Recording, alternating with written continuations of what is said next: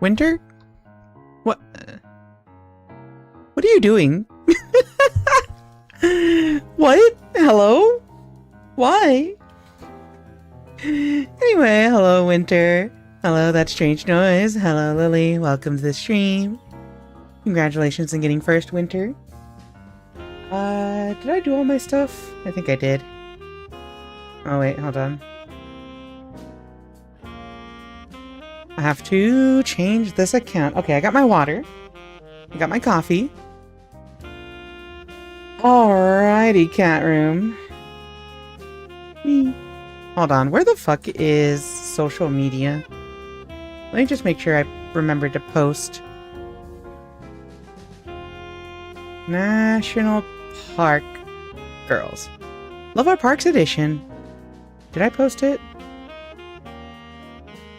Okay, I did, yeah.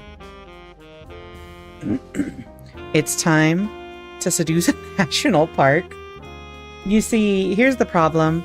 This is the cover. Personally, I would self-insert as the elf with brown skin who is wearing Native American coded clothing. So it's time to seduce a pale shorty with red hair? Ah. You can still date Yosemite-chan? I don't know anything about the characters. Throwing things at the Rika plushie? Do you want me to put up another one, Winter? Hold on. Here, I should have it, right?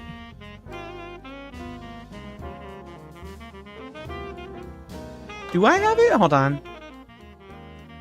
Is it image 3? It's image 3. Okay.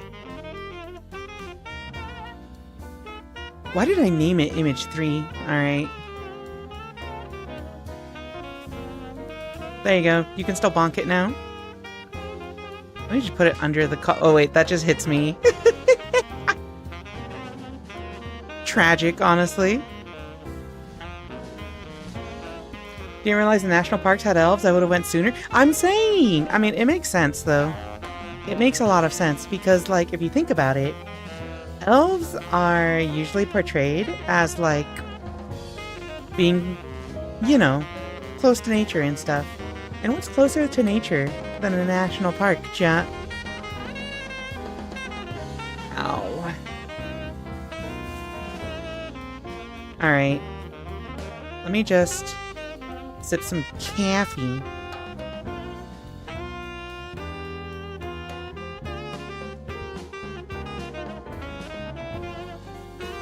What was I gonna say? Alright, well, this thing is disappearing now.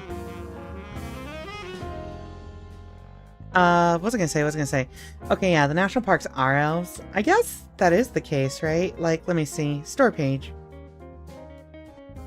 The complete edition of National Park Girls. After 5 years of being a ranger in Yosemite National Park, Eve is just about ready to throw in the towel. However, things start to change when she meets 3 sprightly girls who claim to be manifestations of the national parks.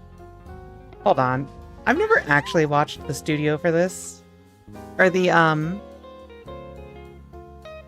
Trailer? Trailer. I've never actually, like, sat down and watched a trailer for this. Let's watch this, chat. Oh. Dig, let me hit you with some of them deets. What? Howdy-o! Yellowstone here. If you're new to this shindig, let me hit you with some of them deets. You see, me and my gal Zion and Yosemite are national parks. You know, those places your folks took you to when you were a kid and you thought were super boring? What's on her head? Places, but people. I bet you appreciate us now, huh? I'm a teeny bit klutzy, and sometimes I feel like I'm going to explode! But this groovy gal makes a mean stack of flapjacks, let me tell ya. Zion here is my precious little earth angel. I know she looks all small and meek, but I think she has the biggest heart here. I love you, Zion! Yosemite's a real brainiac, but also a grumpy stick in the mud. She thinks she's better than everyone. But she's like a big sister to us. There ain't no way I could ever hate her. Here's our gal of the hour, Ranger Eve Adams. She might be an even bigger grump than Yosemite. Oh man, she can really lose it. The whole reason she got reassigned to our cabin to begin with is because she punched Eve the Adams fellow's dresses like an lights out. Uber and lesbian. Ouch! Target audience. Her and Yosemite are always bickering and going at it like cats and dogs. Fetish? Huh? Ask me, they're made for each other. You like hijinks? Dope Right now, AF, we get dope AF. hijinks. Crime? So much of it. Girls Okay. burning through insults? I guess? Existential dread about the nature of existence and why any of us are here and why am I here and why is there a volcano? Okay, this seems like a really big shitpost, and I think it's really funny. Hi, Big Fat. Hi. Hi, Fina. Welcome to the stream. Go through the whole adventure again, or play it for the first time. We've touched up some Listen art, here, you little overhauled shit. the whole dang look of the game, and added some fun new goodies to keep you coming back for more. No more pesky typos either. Please stop yelling at me about them. I do my best. So, what are you waiting for? Come see what all the hullabaloo is about in National Park Girls Love. What? Hold on. Hold on.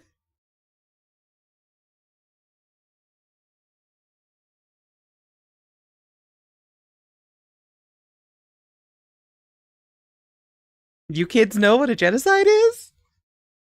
Nah, this is no context going on Blue Sky.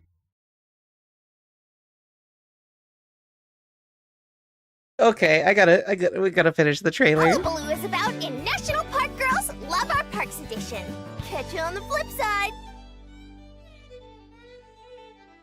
Honestly? Okay, well, I'm sold. This looks like a shitpost, and I'm here for it. But we gotta do our chat and chill first. It's tradition, chat. Are we gonna actually discuss the Trail of Tears? Okay, if they are invoking national like landmarks and monuments from like the 1800s, 1900s history in America, and they did not bring up things like the Trails of Tears, especially when they are very obviously making one of the characters just blatantly Native American. I would be upset if they didn't bring up stuff like the Trail of Tears. I think it's good, actually. Genocide. We like a little wokeness with our Yuri visual novels. Gee, death in my valley till I'm the hottest, driest, and lowest place in the United States. I feel like all of those are good things except for dry. I feel like you'd want to be the opposite of dry in that situation. Also, yeah, she's got a volcano in her head and it's really funny. Penny press machines? God, when I was a kid, we would go to like the science centers and like, just like various like cheapo attractions in my hometown. And absolutely my favorite thing was getting the penny presser stuff. Just getting the like deformed pennies. I really, really liked it. Is that a new sign behind your head? Oh, right. Here you go. Honestly, quite incredible. It's, I don't know what it means. It's some kind of meme within the Limbus Company community. But all I know is Rodion is my favorite character in that series, so yeah, quite incredible. I'm always saying this. It's a shitpost Yuri VN. I did not see that coming. Yeah, I'm ready for it. I love shitposts. That's even better. And it could be very serious. Who knows? Maybe the trailer is just shitposty. Either way, I'm about it. At Knott's Berry Farm, by which I mean the train. I've never been to Knott's Berry Farm. What's the DLC? Oh, it's an art book? Alright, chat. Time to cheat and look at the art book.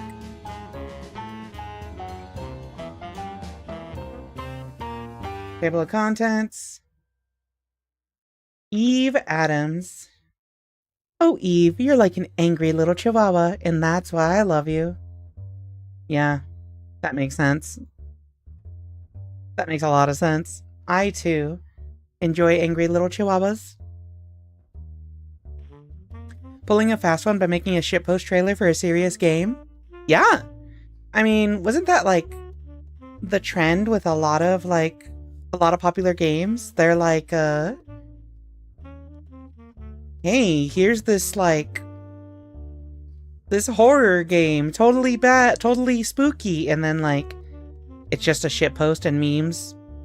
But on the other hand, they're also like, look, here's this funny meme game. Oh, there's nothing going on here, teehee. $1 game, just as a big shitpost, and then it's got, like, a super hidden, like, serious ARG hidden in it, where they unveil how a famous politician has been doing tax fraud for 20 years and also is running like a human trafficking ring or something. Actually, I think that's just common knowledge that a lot of politicians are involved in that stuff these days. You know. It is a solid marketing strategy. The trailers for Stardew Valley don't talk about... Hold on. Let me open Blue Sky real quick. Don't talk about the Joja Corp stuff? Or the part where you start a nightmarish Yoba cult? What's Joja Corp? I'm not familiar. Anyway, yeah, go follow Studio Elan. I don't know if I'm saying that right. I say it in like a sort of Spanish way, but I think it's supposed to be a French word. So, celebrate Women Wednesday, chat. No, I should have done this yesterday. It would have been perfect. Also, I don't know who these two characters are. My fault. What game is this?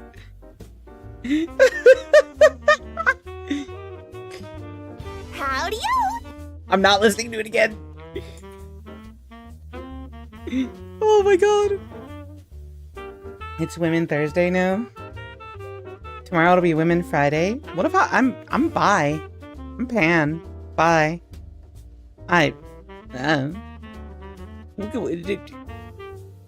No. Okay, here's the thing. Is I am openly like pan and bi. Monday? Okay, I like that. No, I'm openly I am openly pansexual. But I've basically only ever dated women.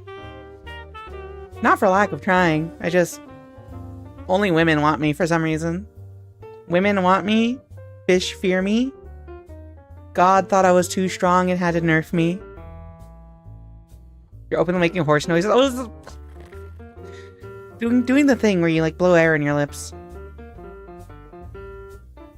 Oh, Love Women Wednesday. Men are already considered default by society that they don't get a specific day? Oh, fair enough. Men want to be you? Well, men. You know. Fish want me. More like Big Fish V2, am I right? Yeah? Yeah? Big Fish V2? When are you gonna do it? Big Fat, when are you changing your tag? You have to do it, and then you have to become fish themed. Or, alternatively, you create an OC, or a VTuber, and, what the fuck is this thing? You create an OC or a VTuber, and, you make it fish-related, fish-themed. Fisherman VTuber. Gotta be my favorite. I no longer need that. Is this on?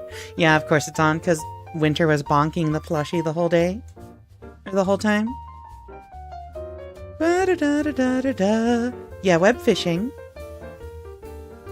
What is web fishing? Thank you for the bonk. Why does that sound so familiar? Isn't that the funny game? Oh, yeah. Chat, we gotta stream web fishing. Furry fishing game.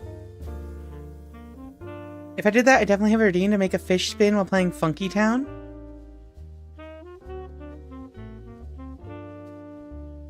Honestly, I have not streamed web fishing, I think.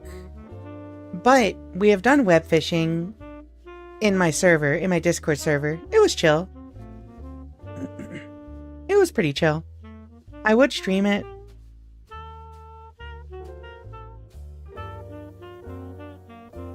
Why haven't I streamed it? You think it's too late to cash in on web fishing popularity, chat?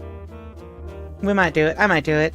We might do it coming up soon. However, for the next few weeks, we are locked into Limbus Company with Lydia and Hanau,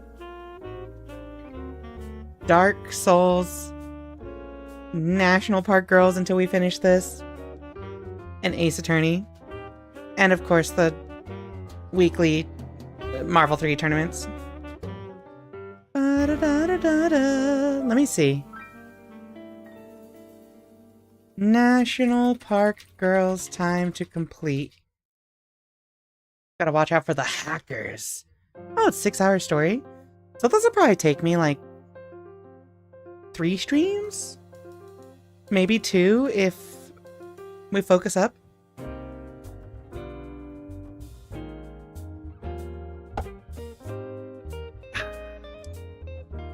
They're adding fishing to Atlas. Oh yeah! I gotta play some Atlas again. Oh my god, that is 11 hours. Is it multiple endings? Is that how it is? I'm assuming multiple endings.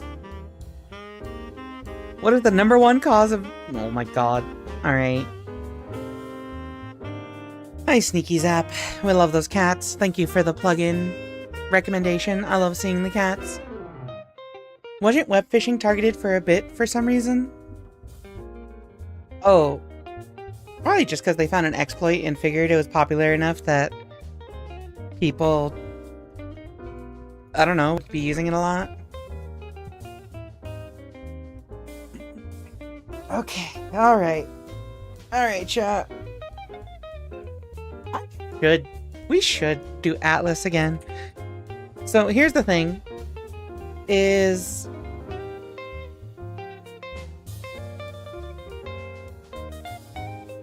They used to join in servers uninvited and announce where the nearest airport to each player was. That's weird. But also, Pittsburgh something. Airport. I don't remember what it's called. I don't like flying. Anyway, see, the issue with Atlas is I streamed it once. And it was for the Trans Awareness Raid Train a while back, right? You remember that? But the problem was I didn't actually stream any of the game. I welcomed in the raiders and blabbered on about my girlfriend for an hour and then did an ad break and then played like a single dungeon in the game while still blabbering on about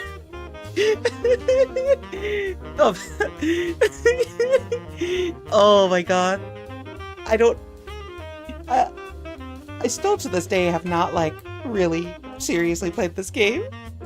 How long ago was that?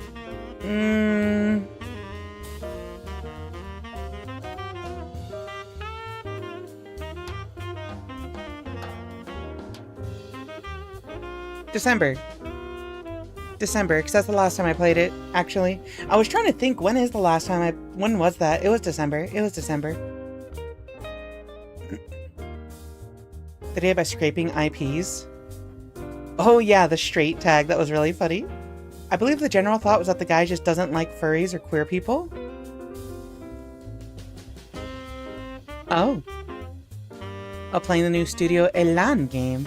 Hello, Royal Blue Wizard. We are. Not Atlas. National Park Girls. Well, no, this isn't the new one. I think this one is older. But, Howdy. I'm never gonna get over that fucking voice. Oh my god, why do I own so many of their fucking... Do I have all of their... Art of the Woods?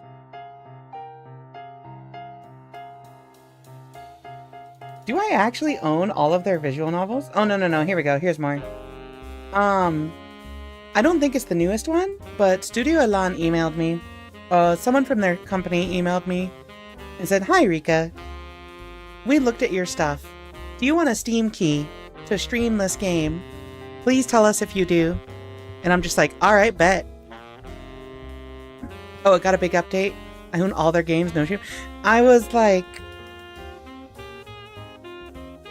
if I did own all their games, I wouldn't be that torn up about it. What is this? This looks interesting. An exiled princess whiles her time in silent solitude. One day a mysterious beautiful maiden appears. Oh, like everything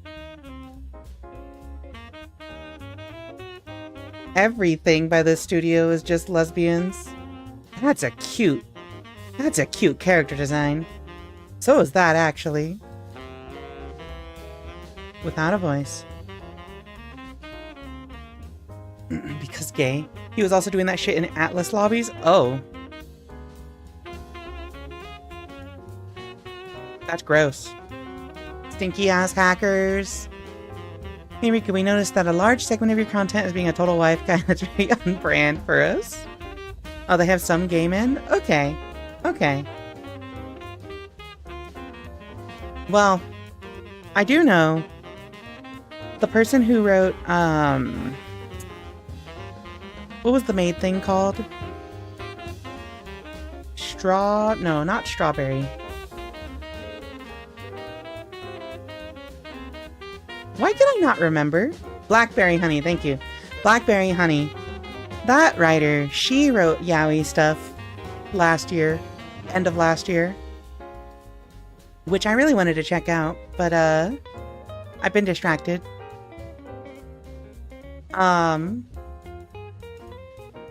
But we finally get our yaoi fix, chat. We've been doing Ace Attorney. Oh, City of the Wolves open beta. It was so good. I'm really hyped for this game. I want to see the next beta, because the next beta should have better network stuff. But, I refuse to uninstall it. It's just, I can't bear to see it go. If I uninstall it, it'll be like it never happened, and I can't stand that. It was so much fun, yeah. Actually crying on my hands and knees. I miss it. I put 21 hours into the game for like the few days it was an open beta, alright? That's how you know. I have more time in this game than anyone on my friends list, actually. No, sorry, Vicky Viper has more than me, but by like 2 hours.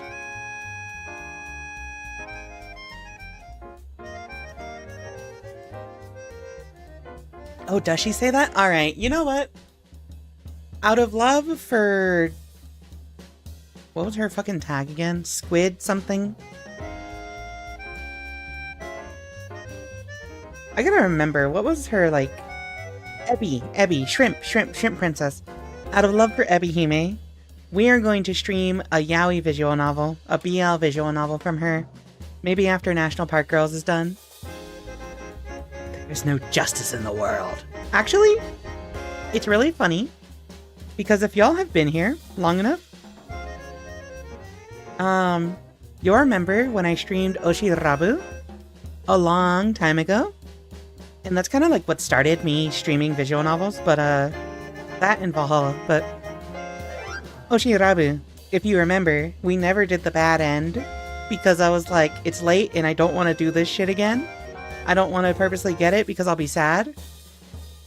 But I actually got a comment on the YouTube video for it a while back that was like, did you ever go back and do the bad end? I want to see the bad end, or like, it would be cool if you went back to see the bad end for completion's sake. And I'm just like, that's a good idea. Maybe I'll go back and like, maybe we'll go back and like do a bad end run or something. And it's not even like a bad end, it's just a like not as happy end apparently. Funny as no one has said that about Steins Gate. Wow. Well, you know. I'll show you a bad end. Me when I drop my combo into super, I don't know. No one has said that about this. Chat, we gotta kill Daru. A lot of our BL stuff tend to be kind of dark. Wait, that's even better. I love doomed insert romance. I love doomed romance. That's even better. Or abusive rope. Okay, this is a really bad thing. I do not condone abusive relationships or dynamics. However, I really like reading media about it. I really like reading stories about abusive relationships. Not like real life stories, but like fiction, you know? Toxic Yaoi is maybe less okay by me than Toxic Yuri. I don't think either would be... Like, I like reading them. But also, there is that, like, inner thing of just, like, toxic relationship makes me... I think Toxic Yuri actually makes me more uncomfortable as somebody who has been in toxic women WLW relationships. I love Toxic Yuri so much. If I had to pick one that bugs me, it's that, because I can be more disconnected from Toxic Yaoi. That's more of I'm an outside observer. Toxic Yuri is like, oh, I'm starting to relive some shit. Feels like homophobic in context. I'm just fly on the wall, as they say. Hello, Tiny Satan. You missed your first. You know, when I say that out of context, it sounds kinda questionable. My fault. I'm not gonna comment on that. Makes me think of those old PSAs about how gay men are predatory. I'm very glad to have never seen those, I guess. Very lucky to have not seen those, I mean. Some of her stuff is on a bundle on Itch, me and my monster boyfriend. Wait, they have monster fuckers? Wait, Ebihime has monster fuckers? Hold on. Also, hi, Mimic, welcome to the stream. Also, hi, Tiny Satan, welcome to the stream. Ichio. Ebihime Ichio. Gosh, I sure hope there's no porn here. The idea of women being predatory makes me feel totally normal. I think that's the thing too, Lily. Is like, for you, it makes more sense, because I think you enjoy women who are predatory. Me, I do not like being taken advantage of by women, because it has happened to me too much in the past. God damn, Ebihime has so much... I thought that said Salome's ass.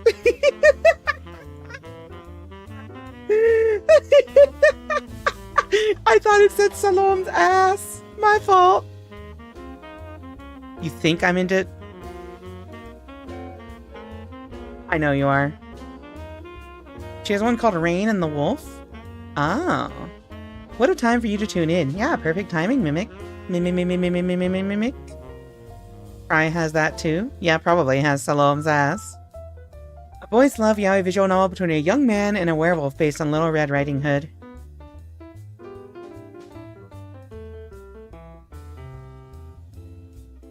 I'm interested. No fewer than 2 of her games have cannibalism. Okay, hold on. I'm gonna say something. I'm not into that specifically, but when the writing is willing to delve into topics like that, I'm like, that's kind of rad, actually. It's kind of cool. It's kind of neat. Let's see how it builds up. But then, like, it also has a higher standard, right? Because if it's just like, oh, this is into cannibalism, or this has cannibalism, and it's just like, they fucked, and then they bit my arm off, like, whack. Build it up! Make it make sense! As someone who's been in a very toxic relationship in the past, predatory women are still hot.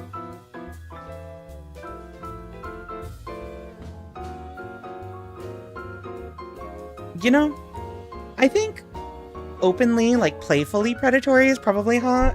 Probably. For me,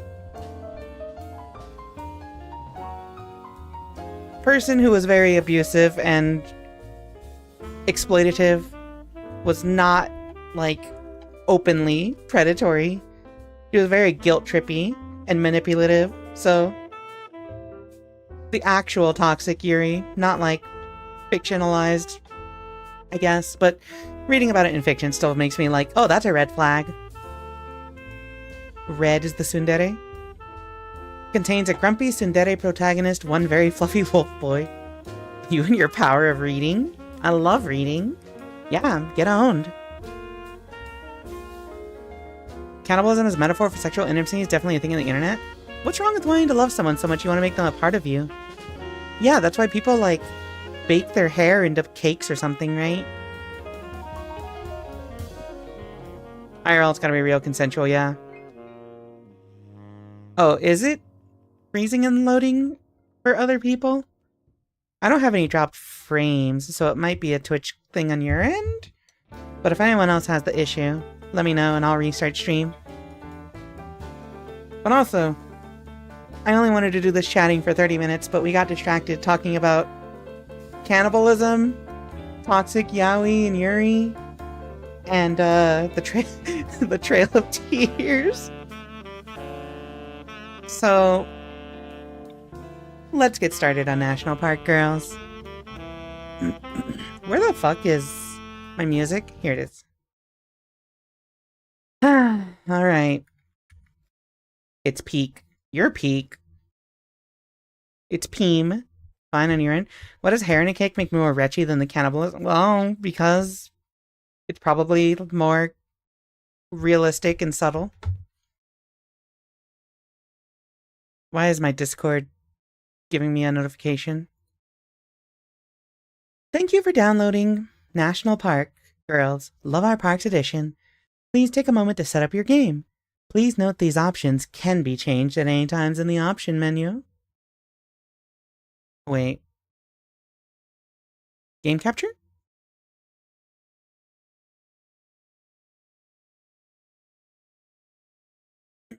I am too big, but we're not here yet. Select a text display font. I don't know the difference. Font selected. We're playing music now. Please adjust volume until everything sounds great.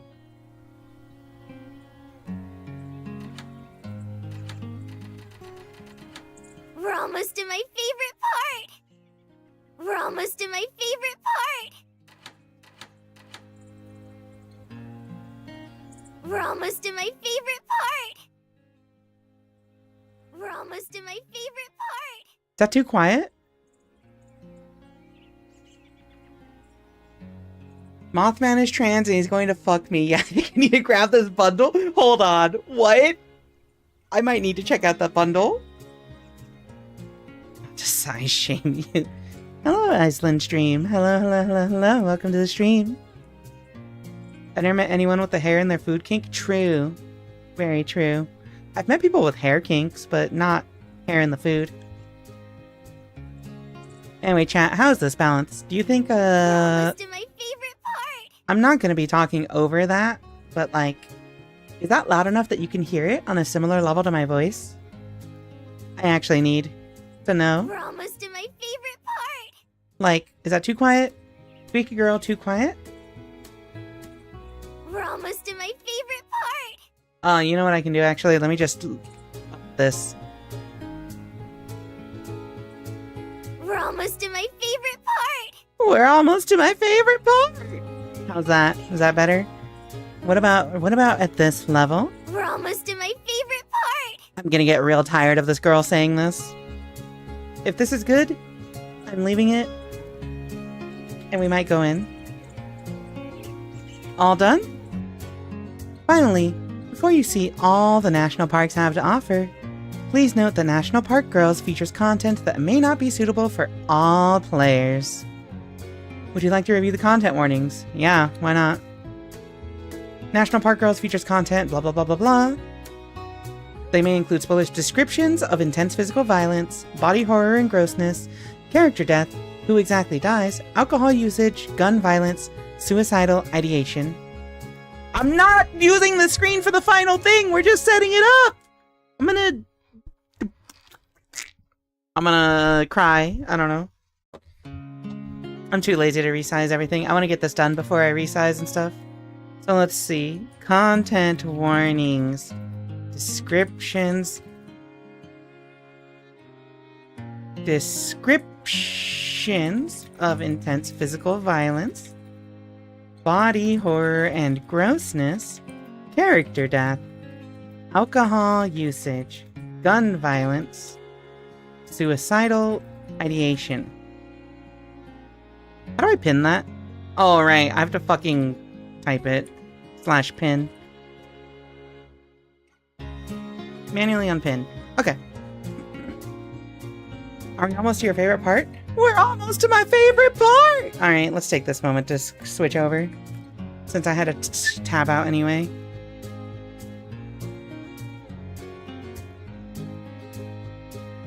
Oh, let me set this to the window. Why do I have a group chat called Lim My Bussy? Letting those two convince me to play Limbus Company is a mistake. Alright, no spoilers. Close this. Where's my mouse?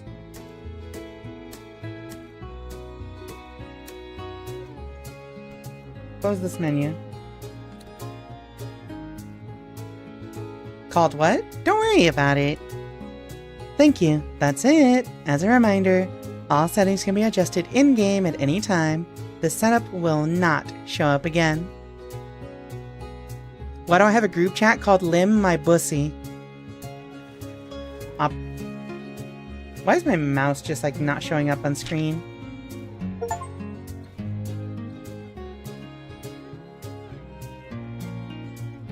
Skip on scene off, transitions on, content warnings. Okay. Sound? Chat, you don't know, I had literally have to like... Did you know the U.S. Congress appointed Ferdinand Hayden to lead an expedition to the Yellowstone region in 1861?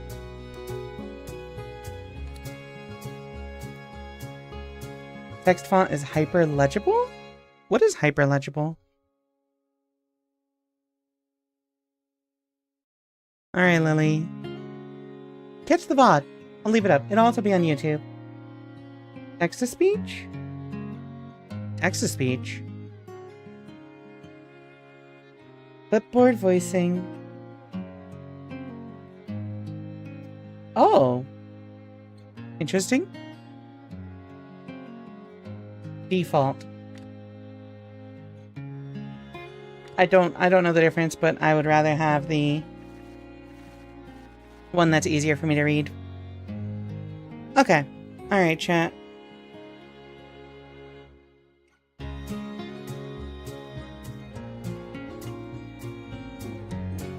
Okay.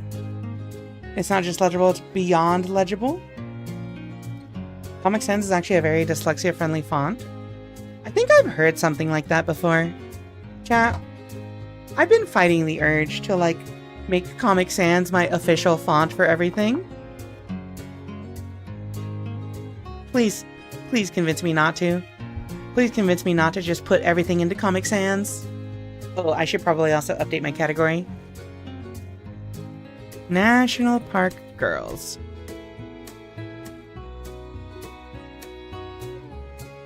I do everything in Comic Sans and it's funny.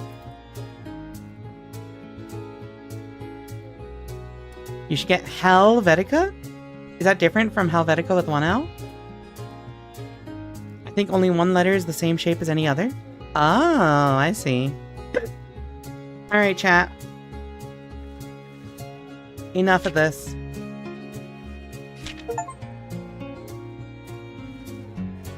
Are you ready? So, National Park Girls. Look at the gorgeous elf lady. I love her. Definitely not Native American coded.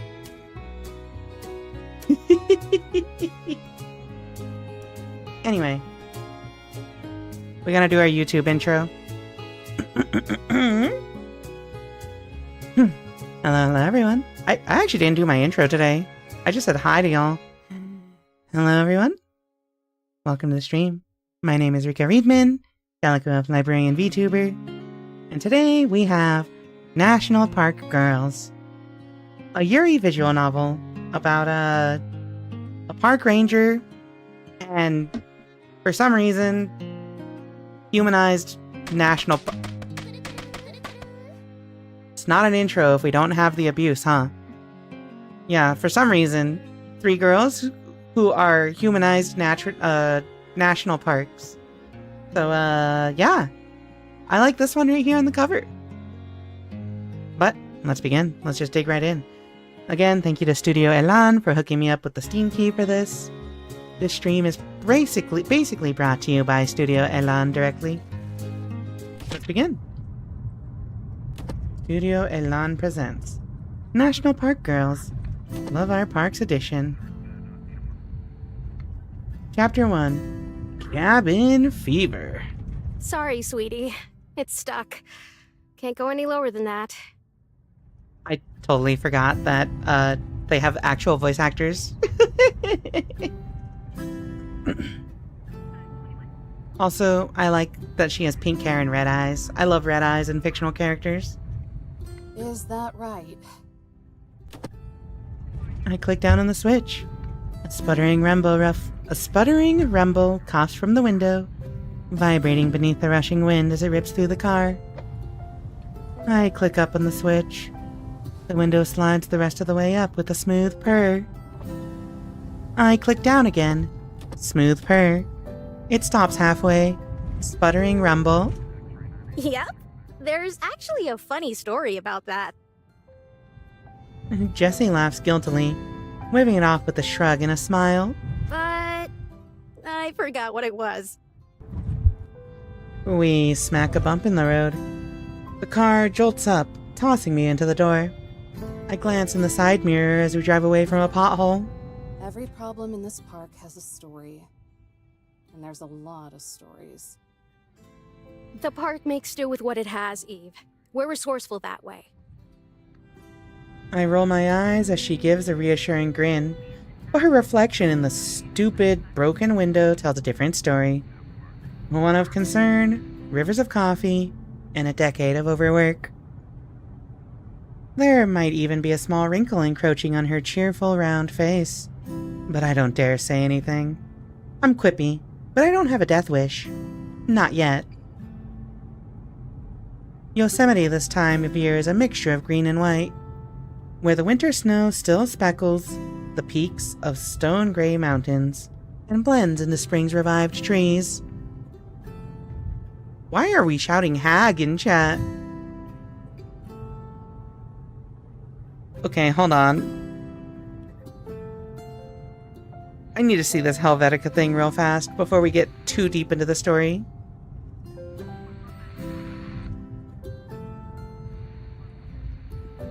Chat, this will be the only distraction we do.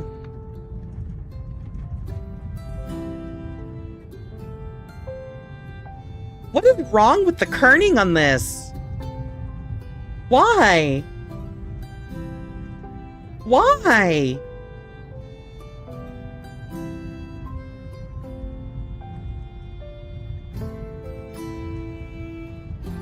Why? Why would you do this?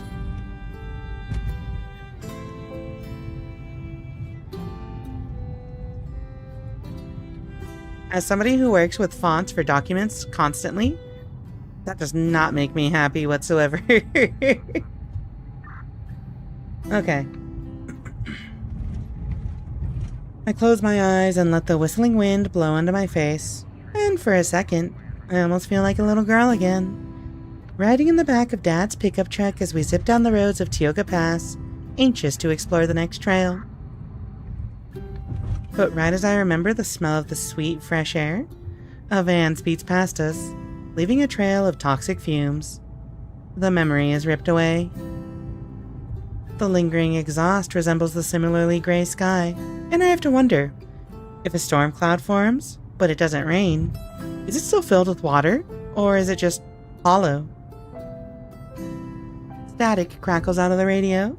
Situation 1 has been resolved. Over. Jessie peels the mic off the dash, one hand on the wheel as she shifts to her supervisor voice. 10-4. Fill me in on the details. Is that your supervisor voice? The reports ended up being at 10:56. White male, early 50s. He was stumbling around when I got there. Stopped discharging his firearm as soon as he saw me pull up. Looked like he was shooting at some bottles. I scoff. I don't even try to hide it. Jessie shoots me a narrow look. No altercation. But he didn't need to take a breathalyzer for me to know he was wasted. He's in custody now. I can almost see the bags sketch themselves under Jessie's eyes as she heaves a deep sigh. It's only paperwork. All right. Thanks, Ernie. I'll be pretty late, so you can have the yogurt in the fridge while filling out the report. Wait, he's still with the porcupine? My teeth grit against each other. My shoulders stiffen. Tell him, girl, we already missed her moods. Hope those Tulumne campers have good dental. I reach over and rip the mic from Jessie. Shut your mouth, Hernandez, or else it's gonna be your fat ass who needs the extra dental work.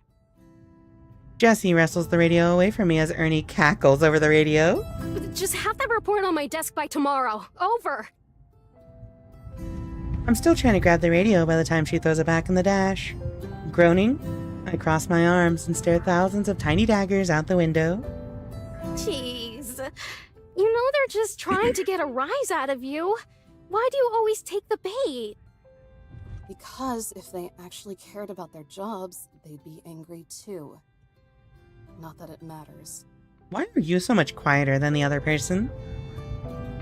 At this point, I'm not even sure I care anymore. It's not everyone, Eve. There are people out there who still care. Who? The campers? Because I can show you some rocks and trees that a certain artist thought made a good canvas. I swallow the urge to spit. That kind of stuff doesn't get fixed overnight. A shadow casts over Jessie's piercing glare. Neither did his fractured jaw or your suspension. I slump back into my seat. Feelings of shame or regret are completely absent. All that's there is a gnawing emptiness that always snakes up to my chest and lingers there. Jessie's face softens. The tender expression reminds me of pity. What happened to you? You used to be such a cute cadet. Hi, Hectic Sketcher. Welcome to the stream. We are out for a walk in the national park, yeah. Some old guy not tight. You know, because I've known so many furries in my life, I cannot look at the word not, spelled with the K, the same ever again. Sorry. If I have to suffer with these thoughts, so do you.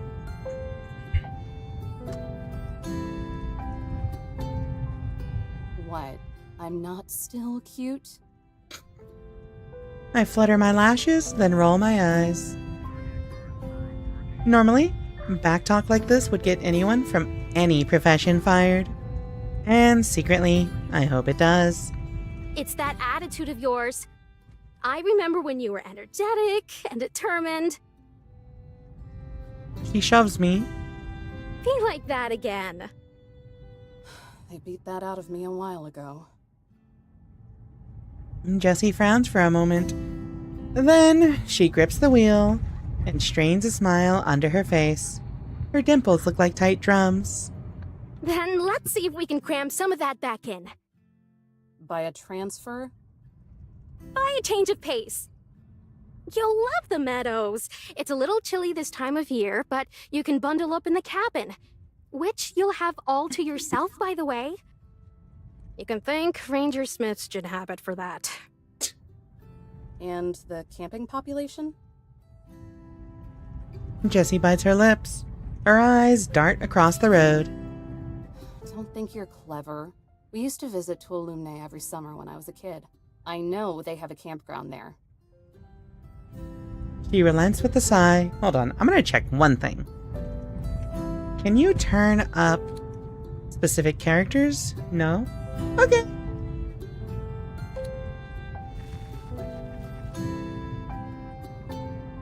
She relents with a sigh. It's mostly hikers and mountain climbers right now, since the road's just opened. But I'm sure they'll come piling in as it warms up. I expect you to do your job. Great. More babysitting. Remember what you signed up for. Trust me, I do. Or I did before I realized the park was just the public's dumping ground. That's why the National Park Service exists. We can't protect every square inch of land, but we can manage parts of it.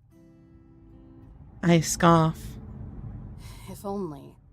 For most of these people, the parks are just toll roads. They pay to get drunk for a few days. They'll sit around the campfire and talk about how much they connect with nature, and maybe even write poetry about it. And then they'll leave the fire smoldering, forget to pick up their trash, and leave.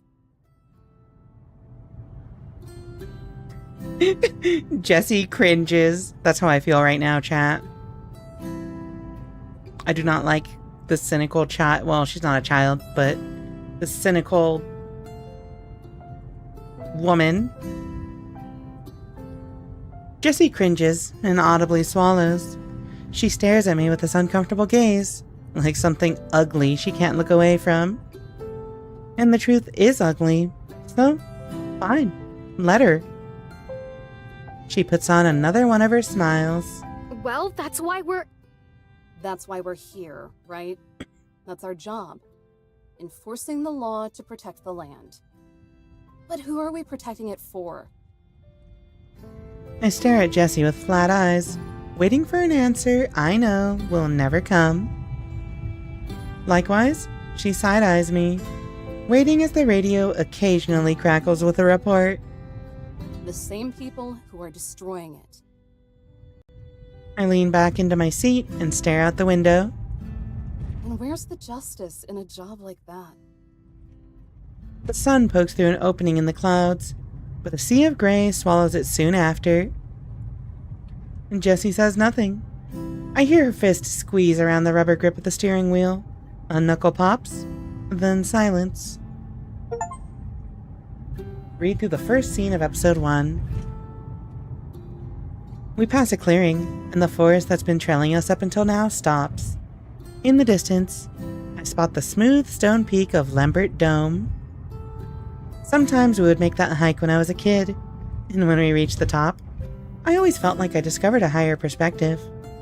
Everything seemed so small, and the answers seemed so clear.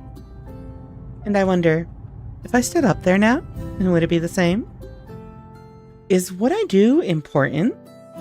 Does protecting this land and preserving its dignity serve any purpose? And if not, does anything?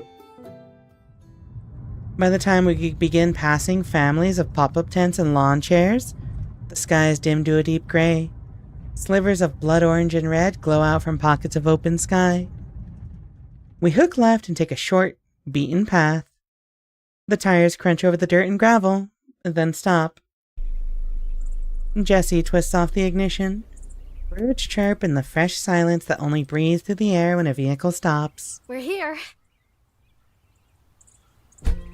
Hell yeah, Studio Elan Yuri. Hello, Don Patapon. Welcome to the stream. I'm out of the car before she even finishes, dragging my luggage out from the back. Arching into a stretch, I take my first unobstructed look at the cabin. Hello, Dedenichu. Welcome to the stream. Thank you for the follow. Let me snooze this ad break real quick. It's a modest building, guarded by a crowd of trees that extend far into the air, lumbering over the pointed roof. Nearly every inch of the cabin is built with the same sanded down wood. It's inoffensively smooth. Tree bark has more texture. Not too small for you, is it? Jessie walks up beside me, twirling the keys around her finger. I glance over my shoulder. The campground is hidden behind a thick row of trees. Small glimpses of tents poke out behind them. Nah, it's perfect. The wood creaks under our boots as we climb up the steps. There's another station nearby, but they mostly oversee boring bureaucratic stuff. They'll leave you alone, but you might have to hand out permits if they're ever out for lunch or something. Do I have discretion? Not a chance, sweetie. She shoots me down with a song in her voice and a spring in her step. Knowing you, you'd tell them to jump in the lake before ever letting them fish in it. She's got me there. The musty smell of damp wood wafts into my nostrils as she opens the door. Ooh, cozy. That does look pretty cozy, actually. Jessie flips on the lights and steps aside. That's one word for it. My face betrays my sarcasm though as a smile creeps over me. It reminds me of a shoebox diorama. All the space is utilized, and everything is exactly where it should be. From the fluffed up bed nestled in the corner, to the fireplace built with rock. There's not even a TV. Just a rocking chair and a lived-in leather couch that sits around the coffee table. Jessie slides her finger down a desk, then squints as she rubs it against her thumb. Huh, not as dusty as I thought it'd be. Maybe Ranger Smith liked chugging Windex, too. Huh? I drop my bags and frisbee my hat at the couch. It misses and lands lopsided on the floor. Not unless he snuck back recently. The hardwood floor bends beneath my weight as I explore the rest of the cabin, wandering off to inspect the stone fireplace. An unburned log sits on a pile of ash. Cobwebs weave around the well-swept corners and polished floor, as if they were intentionally avoided. This place is clean, but whoever the neat freak is must not have any guts. A furry spider trapezes from the ceiling. I look to make sure Jessie isn't looking, then give it a tiny wave as it pendulums in front of me. And my voice drops to a whisper. Hi. What was that? That's good animation. Nothing. With a quick swing, the spider leaps away from me, landing in the middle of a trio of paintings hung on the wall above the dining table. Arranged in a triangle, each painting showcases gorgeous landscapes and scenic vistas, the location scribbled in the corner. No artist signature. Yosemite, Zion, Yellowstone. All national parks, and all beautiful. The spider crawls along the painting of Zion. In this one, lush greenery sprawls out into a deep valley below, guarded on both sides by fiery red cliffs and mountains. The Yellowstone painting is of a winding trail, spiraling to the top of a mountain. Splotches of vibrant trees are scattered across the rich mountainside. Beyond it, flat plains stretch out into the distance before dipping into a canyon. And finally above them is Yosemite. I know exactly what this painting is of. You only need to take a few steps outside to see it. It's the breathtaking view from the top of Lambert Dome, overlooking all of Tuolumne Meadows, from the thick forest to the Tuolumne River that winds all the way to the snow-speckled peaks of the Sierra Mountains. I've hiked up there so many times before, I could probably point out exactly where we are. God, I wish I was up there now. I would scream my guts out. Scream until I was hoarse, and no one would hear me. This might be my favorite of the three, but something feels off about it. After a bit more squinting and head tilting, I decide that this painting is too crooked for its own good. The frame is so off-center that if there were a hiker in this painting, they'd plummet to their deaths. With a soft grip, I grab the sides of the painting and begin to delicately, slowly, gently straighten. A sharp squeak rattles through the air, so loud I can feel it in the floorboards. Shivers crawl up my spine as I nearly leap out of my uniform. Geez, so jumpy. Giggling, Jessie squeezes past the dining table and rests against the counter. It's just the cabin settling. This place is old, so it's gonna be a little noisy. Her voice drops an octave. All that's missing is the flashlight below her face. Kind of spooky, huh? Not really.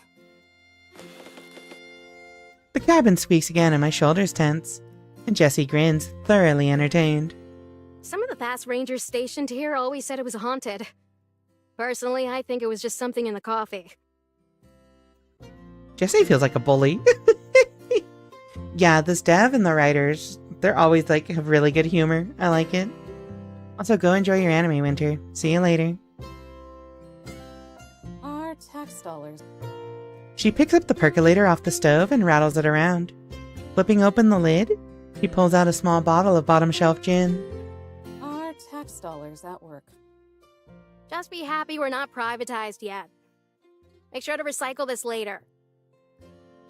She hands me the bottle and tampers off towards the cabinet. I set it back down on the counter and follow behind. Oops. Question. When was the last time you were at the range? To shoot? Oh, God, I don't know.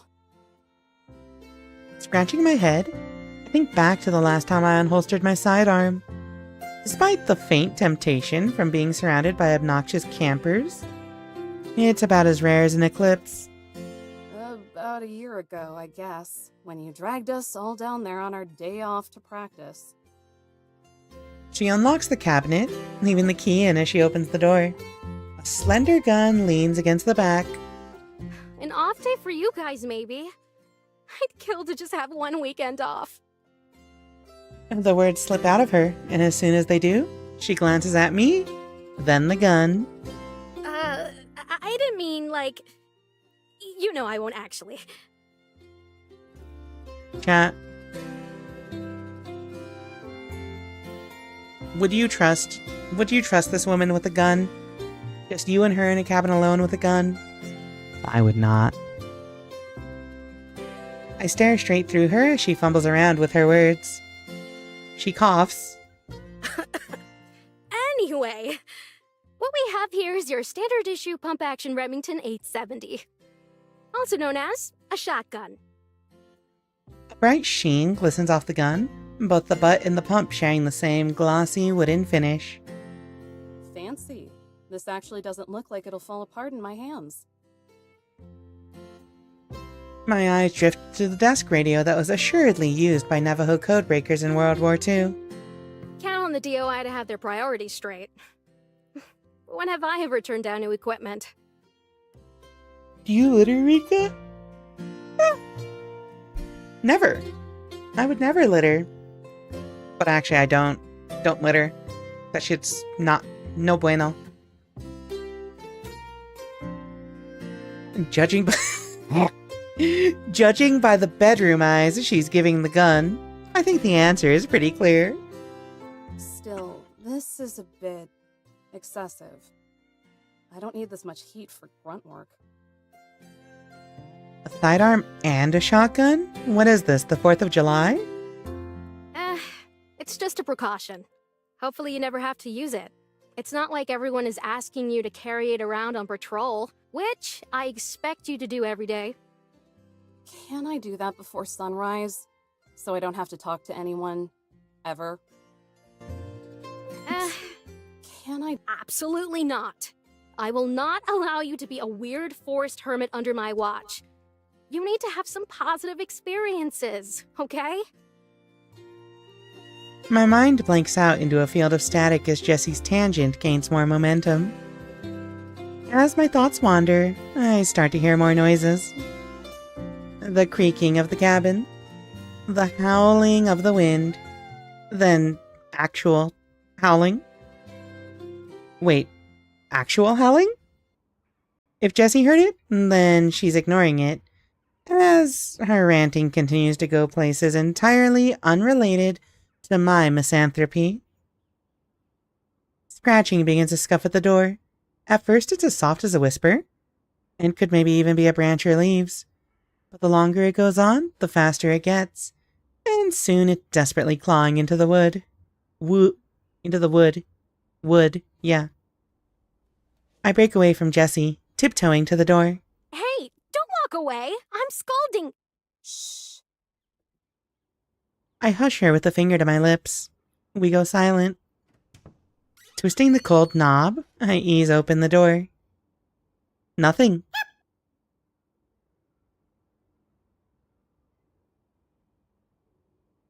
It's so cute! Look at it! A yelp squeaks out below me.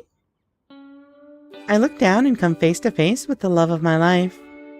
An adorable puppy, its floppy ears barely reaching my ankles, pants in front of me, its small paws that scratch at my boots. Oh my god, buddy. I drop to one knee. My heart melts as I stroke its soft fox red fur. What are you doing here, pup? Huh? Are you lost? As if answering me, he gives a tiny howl, but it breaks into a yelp. With a whine, he snuggles into my knee. I'm dead. This is heaven, and I'm dead. Eve, get away from that! Sprinting from across the room, Jessie charges at the door. I do my best matador impression and dive out of the way. And Jessie stomps on the floor, her boot inching closer to Pup with every loud thud. Shoo! Shoo! Get out of here! Get! Aww. Pup yaps back, briefly challenging it. But whenever that giant merciless boot lunges forward, his compact frame lunges back. The fight continues onto the porch. With one last growl of defiance, Pup scampers off into the bushes. His ears poke above the leaves as he stalks us from the brush. What the hell? He wasn't doing anything. You scared him. Good. Maybe it'll stay away then. I glare at Jessie like she's the devil incarnate. Because she is. Don't give me that look. I reinforce my gaze with more steel. Orphaned coyote pup. Started coming around the camp, and Smith, in his infinite wisdom, decided to feed it. I glance towards the bush again, but by now he's gone, hiding somewhere in the shadows as the sky darkens. I'll need to set out a dish for him later. Don't! Jessie scolds me with a single wag of her finger. Did she read my mind? I didn't say anything. But you thought it. And if you have any sense, you'll... She pauses, glancing up as the last glimpse of sunlight is snuffed out. I'll lecture you another day. But for now, I have to get back to the station. Before Hernandez eats all the yogurt. With a nudge from her elbow, she starts for the truck. Yeah. Kick his ass for me. I stare down at the scuff marks on my boots, tracked with dirt and dust from all 1,200 miles of the park. Not nearly as polished or shined as Jessie's, or even that gun. What's wrong? I thought you loved dirty jokes. It's nothing. I'm fine. In the far reaches, behind the cover of the trees, I see the orange glow of a campfire. The muffled chatter and laughter of the campers carries from across the woods. A tender smile spreads across Jessie's face. She sweeps me under her arm and into a hug. I think of breaking away, but her gentle warmth is nice, and it's kind of cold out. You're going to do fine, sweetie. Yeah, until I bust open the next guy. I rest my forehead against her badge. The edges dig into my skin. Hey, don't think like that. I didn't vouch for you because I thought you make the same mistake twice. You're a good ranger, Eve. If more of us were like you and cared more about what's around us and less about our pensions, then the Force would be better off. This will be good for you. If you can straighten yourself out here, then you can do anything. So try to have some fun, okay? Okay. I grumble it out. She has too much faith in me. Maybe all of that was true at some point, but now I can take or leave the pension and the land. None of it matters. Not to the wigs at the top, not to the public, and not to me. Jessie swings an arm around my shoulder and walks us to the truck. And besides, I'm just a radio call away if you ever miss me. I'll call every day to check in. Yay. Can't wait. Yay. She climbs into the truck and starts it up. The revving of the engine is so loud, I expect it to shake off all the rust that's carved itself into the bumper. No slacking off now. She drops the keys in my hand and shuts the door. The headlights streak in the night air, beaming against the silhouetted cabin. The window rolls down, all the way down. With a confident smirk, and Jessie tips the brim of her hat. And Eve, You're wrong. What do you mean wrong? Alright, chat. We have an ad break coming up. I can no longer snooze it, but we hit the end of that scene. Kinda. So, please go enjoy some words on stream, and we will continue after the break. See you in a few minutes.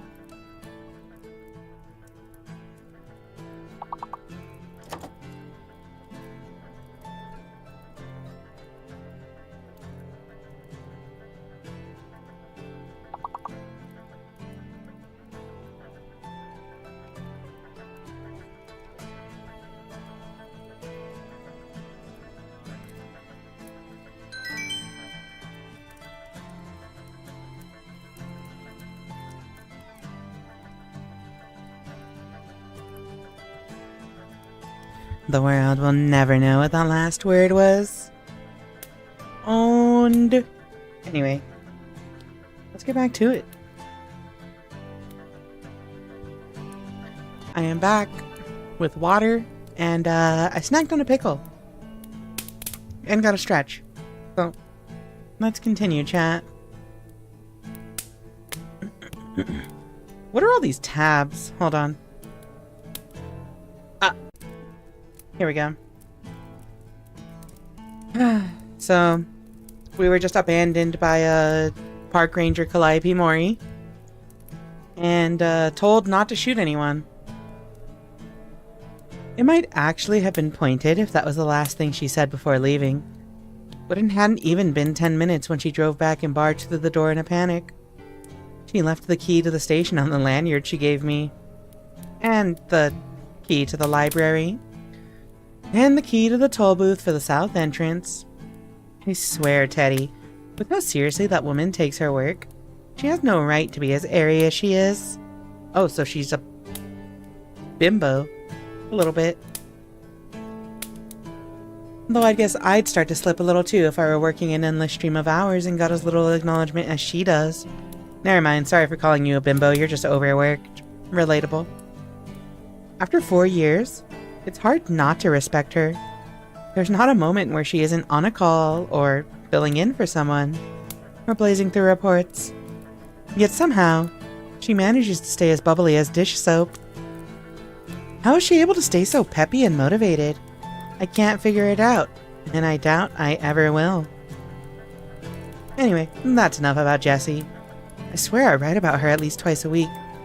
Let's talk about my newly assigned post, Teddy. The cabin itself is fine. Definitely more my pace than where I was before. The furniture is old, and cheap, and perfect. I'm looking forward to the last bit of rain for the season, so I can feel the warmth of the fireplace and listen to the raindrops patter against the roof as I doze off on that lumpy couch. If it weren't for the circumstances, it might even be a dream come true. But in the end, I know why I'm really here. And deep down, regardless of her comforting words, Jessie knows why I'm here too. Teddy, the fact of the matter is this. I'm here because I snarked off one too many times, cracked one too many jaws. I don't choke back the last speck of pride about what it is I do. Or I can't choke back the last speck of pride about what it is I do, and that makes me a problem. No matter how hard I try, I can't detach myself. Not completely. There's still a small spark, and all I want is to snuff it out. And that's why I'm here, for penance and training. Call it what you will. A new post, a live-in job. But I know what it really is. A purgatory. My pen hovers above the page, inches from carving my thoughts into stone. Once that happens, they can't be taken back. It's a scary thought. Sighing, I drop the pen and reach for my mug. But instead of the lukewarm coffee I've come to tolerate, all that's left is a brown ring crusted around the bottom. I stretch out of the chair and let out my longest yawn in at least 20 minutes. Maybe even 30. I drag my carcass to the stove and pour myself the last of the coffee from the percolator. Steam rises from the mug. Coffee is thick and sludges around like motor oil. Overcooked and bitter, it almost tastes like it too. But I'm not a snob. Coffee is still coffee, even if a gas station could whip up a better brew. And a percolator works as well as anything else. What is this? I just accidentally hit something. I don't know what that was. A percolator works as well as anything else. Besides, there's charm in that, isn't there? Enjoying things that are inferior and outdated. I'm forced to stare at my reflection as I sip the coffee, but it soon turns into a foggy murk, and I can't see anything. It's all that oil seeping to the surface. A gross thought. But it doesn't matter as long as it gives me the energy to keep going. Journaling is hard work. Maybe even harder than working for the Park Service. Originally, It was just a way to get out all the energy that was bubbling around inside me. Butterflies. Hopes for the future. Dreams of making the park experience even better.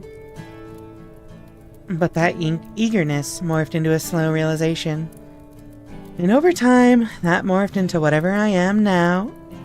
Journaling became time for sharp, focused reflection. It's a good way to cope. Some people drink, some people get high. I complain about everything to a notebook. By now, I at least have a dozen of them filled out. Teddy, volumes 1 to 12. I like to think they all share the same consciousness. The cup warms my hand as I lean against the counter.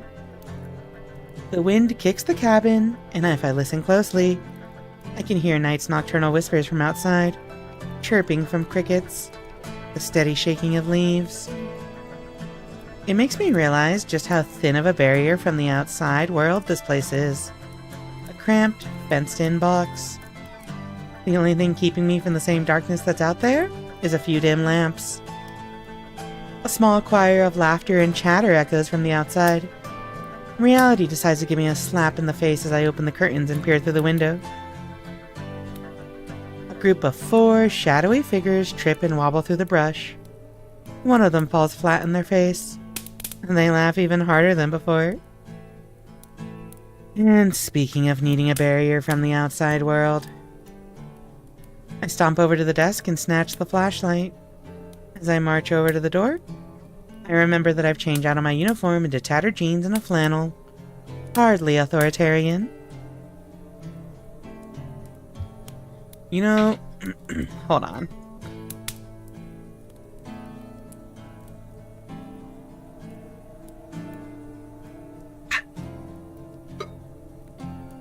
You know that SpongeBob clip where SpongeBob was talking about how happy Joe looks in a picture that just shows current him looking done?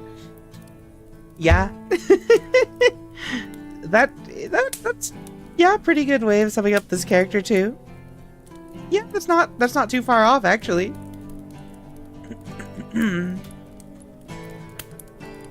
Alrighty, cat room. Hardly authoritarian. I reach over to the couch and grab my hat. Better. The brisk air kisses me as I swing open, then switch on the flashlight. I shine the beam right in their faces.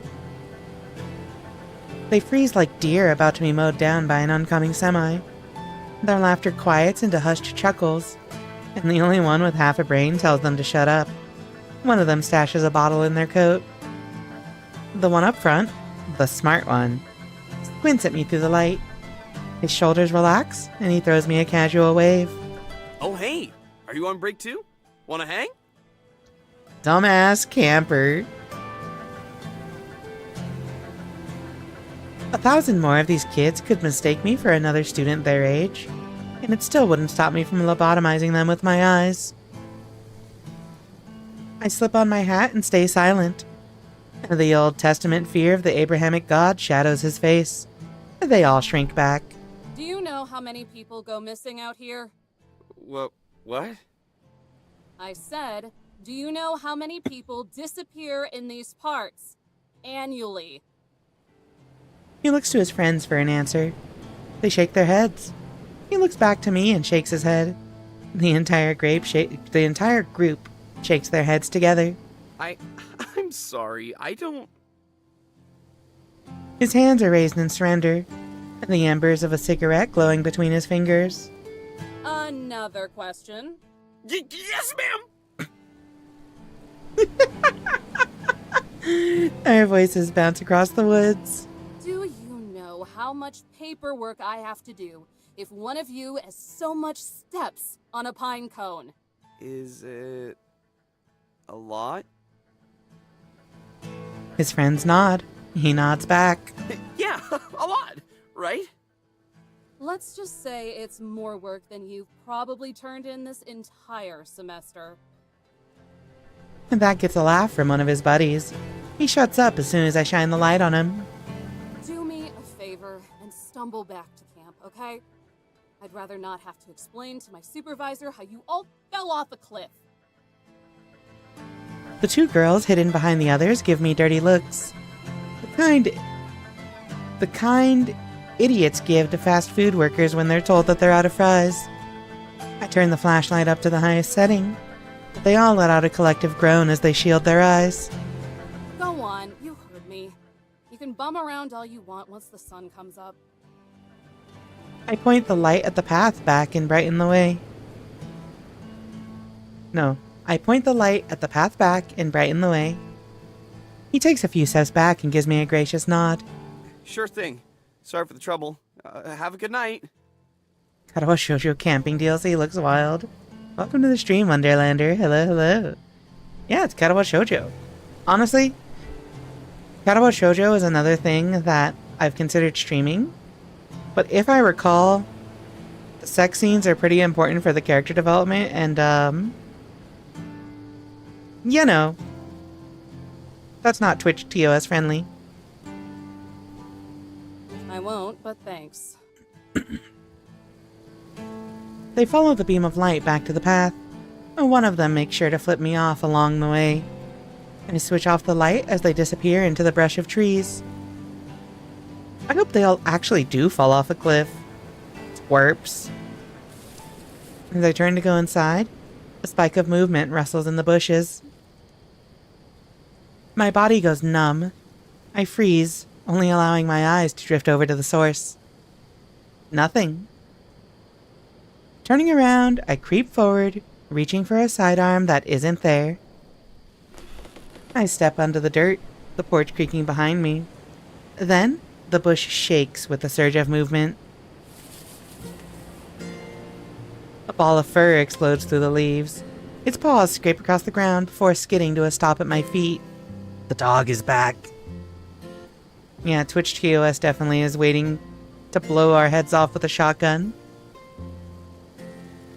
They should put Jason Voorhees in one of these. When is somebody gonna make, like, anime remake of Halloween?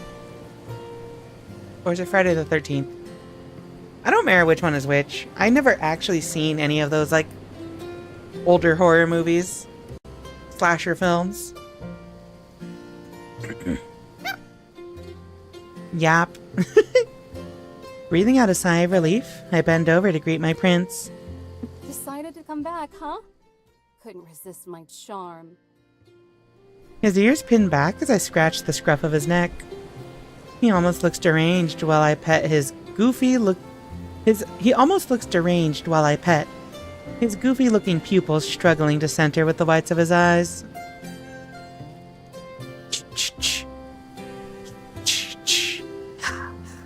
I don't remember what it sounds like.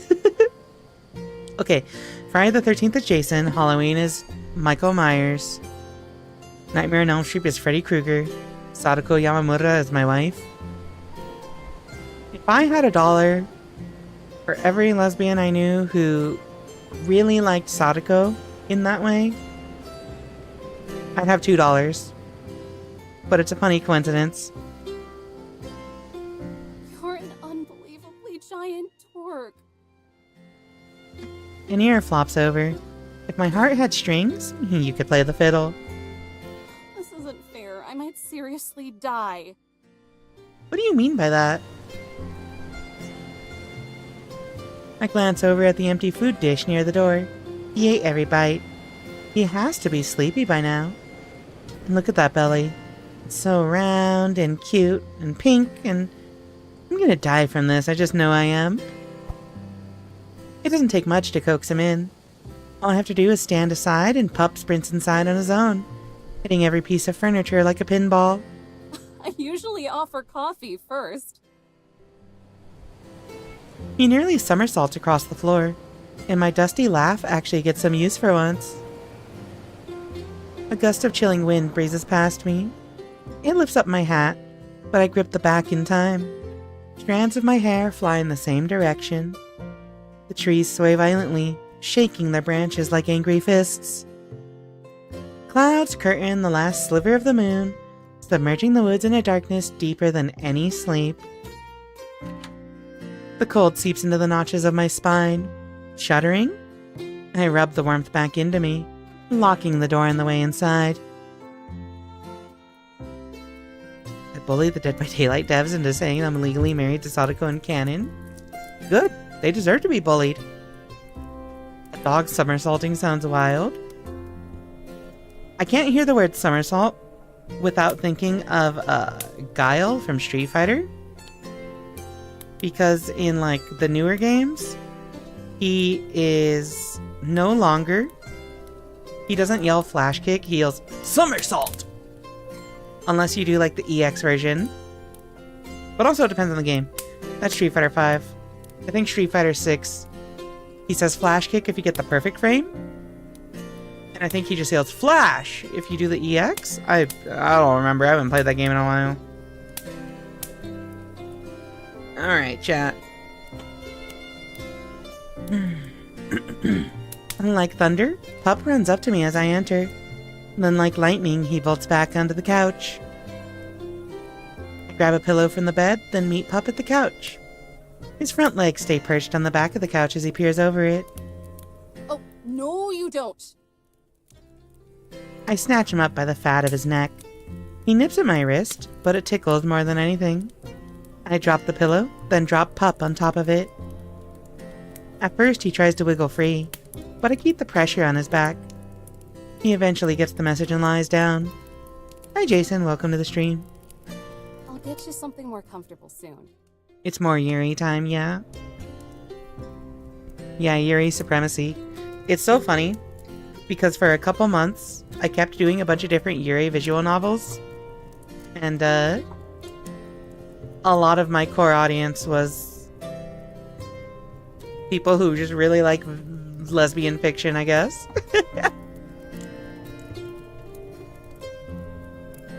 Flash kicking dog. Yeah.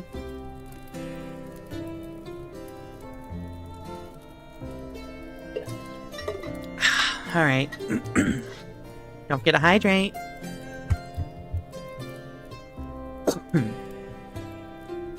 My leg brushes against the coffee table as I get up.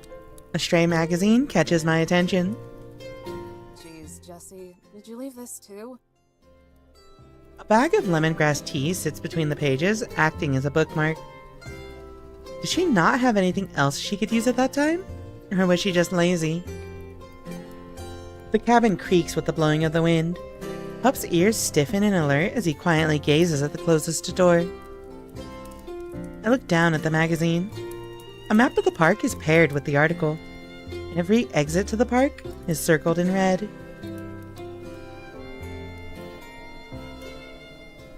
Wrapping up your stay. Leaving Yosemite.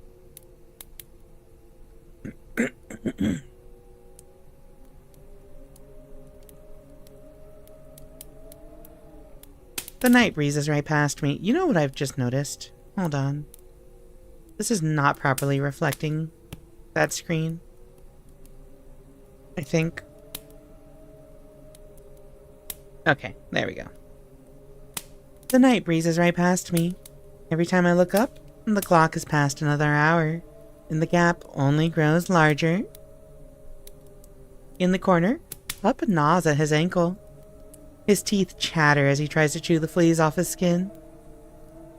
I flip through the thick stack of pages I've written on tonight and weigh them between my fingers. Not a bad way to break in a new journal. The soothing smell of fresh primer puffs out at me as I fold it shut.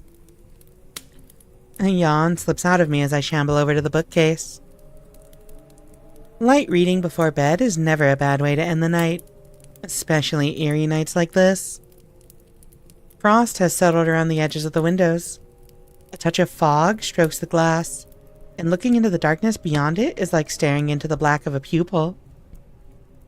Warmth and comfort flicker in my chest as I run my finger over the spines of every book.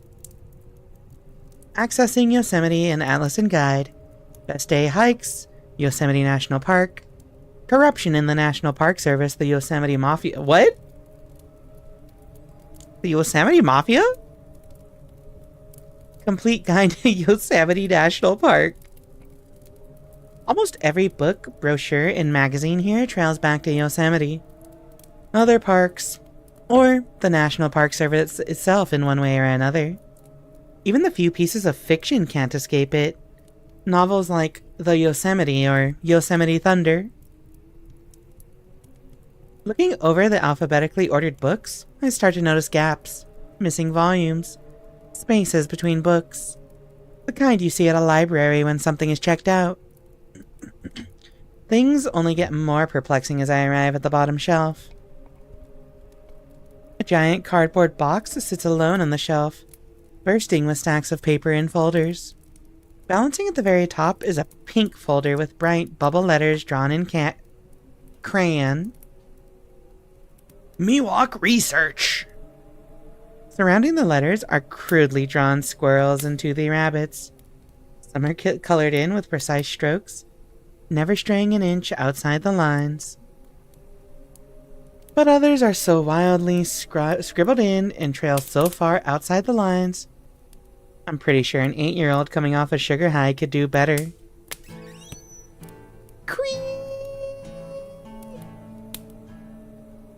I'm gonna be real. That probably did not come through. Anyway, yeah, don't fuck with the woods, you was sleeping with the pine cones, the Yosemite Mafia. Hi, Mytha, welcome to the stream, thank you for checking in. Yeah, it's, lesbians time. As I reach down to grab it, a drawn-out squeak sings from the kitchen. The distinct sound of bending hinges send... Wait, what? Oh, the distinct sound of bending hinges sends my heart racing into my throat. That wasn't the cabin settling. Pup bares his teeth. A low, vibrating growl rumbles out of his tiny body. He sounds primal and large. Just like earlier, his ears point into the air. He stares at the corner, and I follow the direction of his snout. The closet. Just a skip away from it, the cupboard by the sink hangs open, still easing to a stop. The hardwood floor bends beneath my feet as I walk over. Suddenly, I lose traction. My feet slide out from under me as I slip towards the counter. I yelp, my forehead almost colliding with the sharp corner of the counter. I reach my hand out and grasp it. The edges scrape across my palm. That was a little too close. I give Pup a stern look, but he's still fixed on the closet door. Did you do this? For once, I hope the gross answer is the correct one. But looking ahead, a trail of water leads to the closet, and I start to think I'm not that lucky. Muffled clips of noise whisper from behind the door. Heavy breathing, quick bursts of movement, then hushing.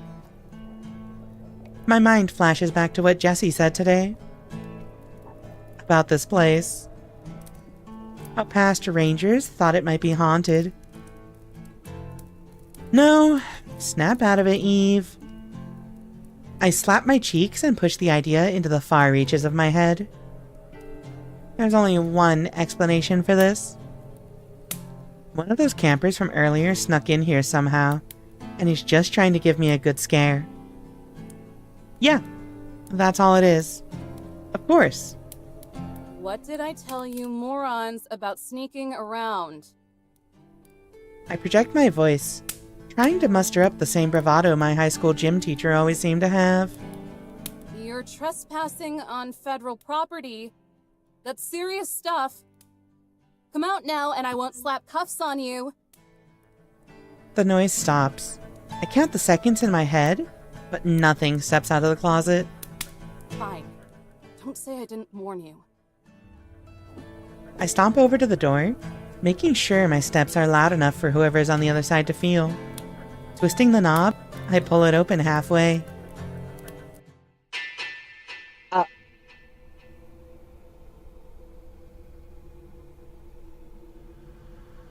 Why is somebody dressed like a ghost? Two pale eyes blink at me, poking out from beneath a yellowing sheet. I slam the door shut. Oh crap. I didn't actually expect someone to be in there. I gasp as a bang rattles the closest door. Another bang, as loud as a gunshot. The door bends from the hinges. I stumble back. My foot slips on another puddle, but I brace my leg. Somehow, I'm standing. There's a final explosive bang. The door swings against the wall. Every light in the cabin zaps off. Electricity surges down around me. The sudden darkness forces a scream out of me. I slap my hand over my mouth and swallow back the terror. Damn, they know where I'm at now. I breathe in quick panic bursts, then footsteps.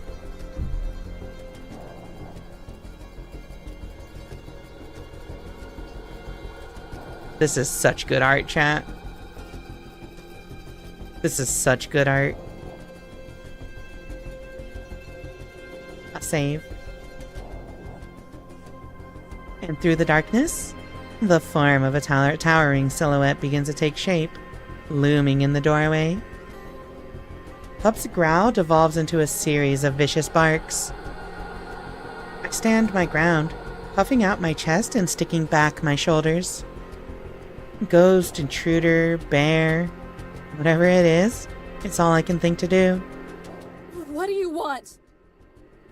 I call out to the lingering shadow. The shape of its head tilts, as if asked something unexpected. You do not belong here. A voice rings out in the darkness, gravelly and dry, but also light, higher than I would expect a demonic presence to sound. Not that I believe it's a demonic presence or anything. This is my post. And according to my supervisor, I do. We do not concern ourselves with the laws of mortals. We?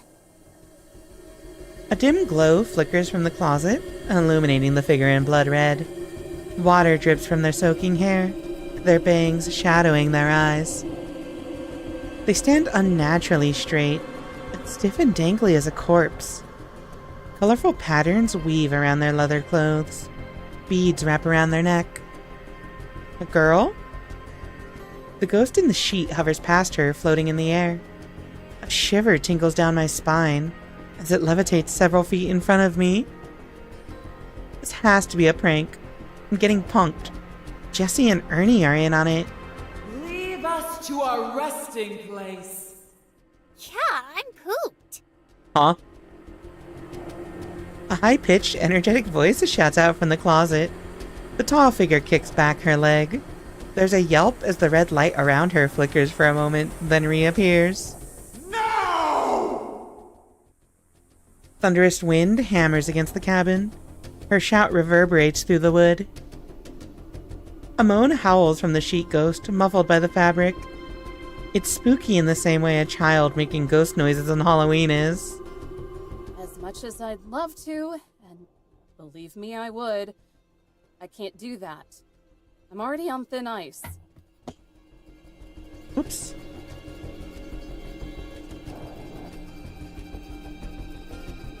The tall figure stutters, and while I can't see her eyes, I can make out a deep frown. Are you trying to reason with a vengeful spirit? Do you have any idea how ridiculous that is? Do you have any idea how ridiculous your request is? That isn't my problem. Basic instinct prioritizes survival over income. You understand that, right? It's not complicated. Basic instincts get written over by basic training. Besides, it's not about the money. You're not a very perceptive spirit, are you? She shouts in her brooding, raspy voice, but it cracks apart and she breaks into a fit of coughs. Just shut up, okay? Shut up! The bravado in her voice is all but gone. The vengeful spirit is now merely a frustrated one. If you stay here, then whatever happens is going to be your own fault. The red light behind her flares up, tinting the walls with a blazing glow. Pup's barks return with killing intent. The sheet ghost lunges at me through the air. I spin around, diving for the gun cabinet. Come on, Jesse, come on. Please tell me you forgot to lock it. I pull the handle and the door opens with my momentum. I knew I could always count on you, Jessie. Remind me to take you out to dinner if I don't die here. The shotgun still leans against the back of the cabinet, undisturbed and untouched.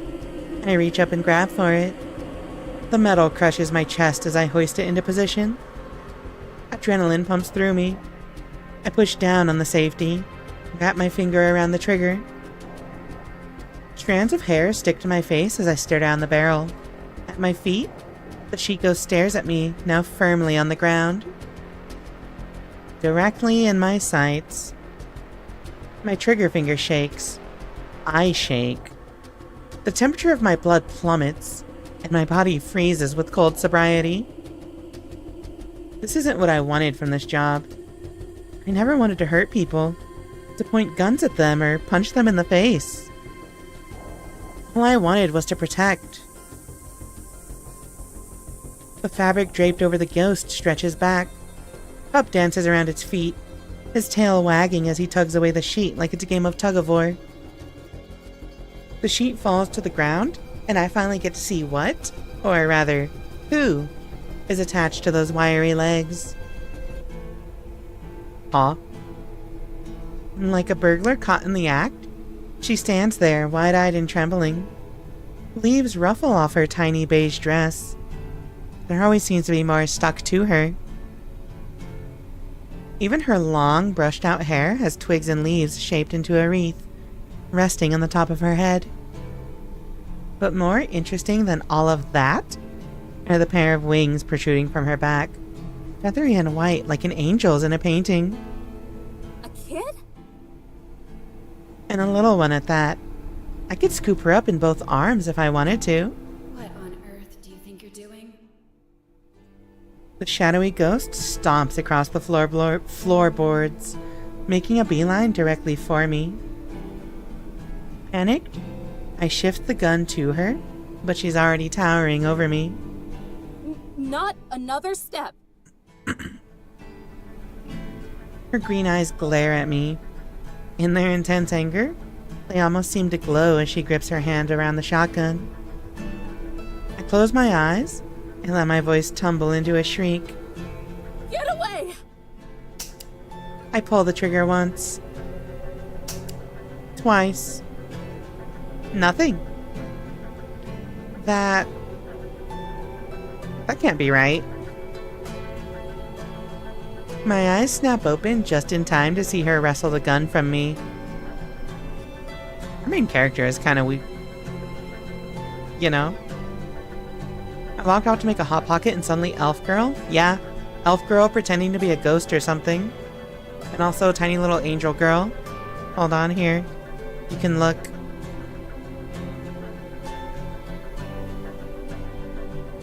Also, she's floating.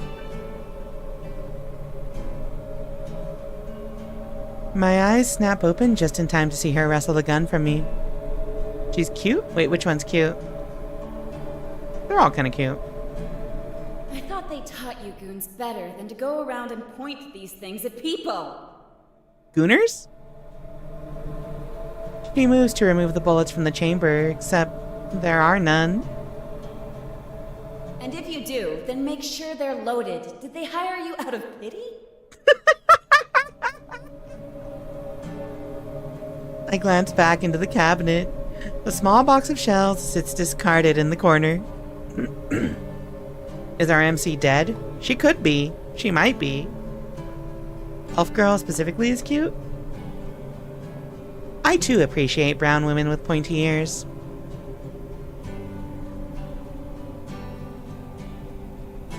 Anyway. Of course. I slump further onto my back. This is it. I'm dead. Probably what I deserve. Little girl, paler than the sheet she was wearing, looks up at the bigger ghost. Her eyes swell with tears. Yosemite!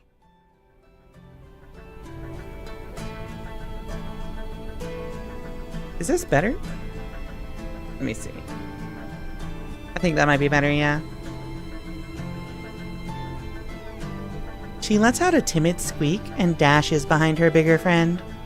She wraps herself around her legs, content to stay only half hidden as she sniffles. I don't want to do this anymore. Well, now that she's no longer, like, down there, I'm returning. Zion. She brings the little one in closer and frowns, watching small tears trickle down her cheeks. From far away, she looked like a creature from a horror movie. Unnatural blue hair with frosted white tips. Her entire body drenched in that red glow. But after seeing her up close and watching the concern wash over her, she almost seems like a normal girl. Almost. Zion? Yosemite? Just who are you people? Her head twists back to me. My shoulders tense up. I scoot back, but there's nowhere else to go. Silence, mortal. We have haunted these grounds long before you were here. The red light from the closet fades away. The lamps surge back on along with the rest of the power. And we shall haunt them long after you've returned. To the ground. She pauses. I blink at her. She blinks at me. Yellowstone? Yeah, boss? The closet answers back. Wanna tell me why the lights are back on? Well, 'cause I flipped them back on, duh. I can see that, but why? I slowly reach for the gun. One chance to take it back. Maybe even the shells, too. 'Cause the jig's up. She's not buying it anymore.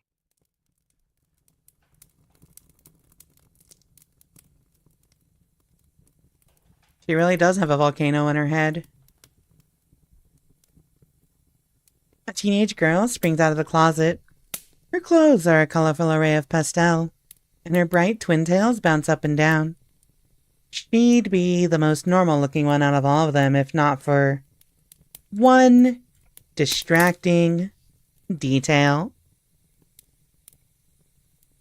Sprouting from the top of her head, like a mountain erupting from the ground, is a giant cone. Flattened at the top in various shades of brown, it reminds me of a volcano from a child's science project. Is it a costume? A hat? It looks like it blends right into her hair. See, she's already getting ready to flip your lid. What is this accent? The bigger one glances back at me. In my confused daze, I completely forgot about my hand hovering over the gun. Rolling her eyes, she yanks it away and slides it to the other end of the room. She squats down. With a flat stare, she gives me a flick on the forehead. A dull pain ripples through my skull. I know you're eager to take my home away from me again, but let me sort this out first. Okay, gunslinger? I soothe my forehead while grinding my teeth into fine powder. No, not okay. How about you try doing that again? A slimy grin squirms across her face, and she raises her hand again, thumb and finger ready. I brace for the next flick, but before it can come, Pup hops to my rescue and lunges at her ankle. She stumbles away in time, but Pup stands his ground in front of me, snarling. Good boy. What did I ever do to you? I give you belly rubs and everything. She whines. Pup howls. I think I love this little guy a little more with every passing minute. Zion, sweetie, can you keep the fluff ball at bay for me? The little girl, who has since retreated to the kitchen with her other friend, gives a quick nod. Okay. With intense focus, she flaps her little wings and drifts across the room, patting her lap as she calls for Pup. Hey, boy. Wanna play? She puckers her lips to whistle, but only air comes out. When she realizes that won't work, she clicks her tongue. Digging into her hair, she untangles a twig, then waves it around for all to see. I grew a new stick for you. Please like it. Grew a new stick? Pup's head snaps up. His snarl melts into a smiling pant as he dashes over, completely forgetting about his duty to protect me. This was a disaster. The tall girl pinches the bridge of her nose and sighs. No small part thanks to your lack of commitment. She turns to the one in the kitchen, whose head is bobbing back and forth to a silent melody.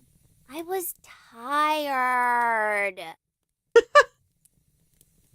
She slumps over the counter and groans. Oh, we've done this like 1,000,000 times. It's the pits. We do it because it works. That last guy rarely stepped foot in here after we gave him a good scare.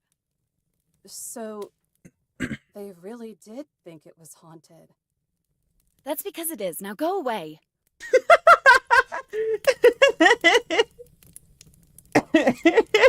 It is. Now leave. Oh my god. Hold on, I really love Yosemite. She's different. Dollface over there put up a fight. Why are you talking like that? Dollface? I'd be annoyed if this weren't so confusing. I don't like her. You don't like nobody. She's Snoopy. She gives me a suspicious eye. The feeling is mutual. Conehead grabs the tea kettle from the stove and skips over to us. That's kind of why I like her. She flips open the kettle's lid and holds it up to her tall friend. The tall one wrings out her hair like a wet rag. Water, more than any sponge could retain, flows into the kettle. When she stops, the water is near the top and her hair is bone dry. What the hell? Well, I'm glad you feel that way, even if it's incorrect. Oh, what if her hair isn't dyed blue? That's just water that's been soaked up in there. Yeah, the cabin is haunted by 3 weird girls who are named after national parks. Kinda weird. I'm just saying. Fumes begin to wisp out from the opening at the top of Conehead. A red glow crackles beneath it. No. Seriously. What the hell? What? Why? Delicately, she balances the kettle on top of her head. Lemongrass again? Please, and don't sneak sugar in it this time. Steam begins to rise from the spout of the kettle, followed by a simmering whistle. The whistling gets louder and the arguing drags on. Pup barks as he rushes across the room to fetch the stick. The steam grows thicker. And as the noise builds and builds and builds, I feel my blood boiling in my veins. Any fear I had has been suppressed by the intense need for some peace and quiet. For some clarification. For something to actually make sense for once. I climb to my feet and draw in as much air as my lungs can take. Will somebody give me some answers? The chatter fizzles out. The winged girl shrinks back, hugging Pup close to her chest. The kettle sounds like a train whistle. All eyes are on me.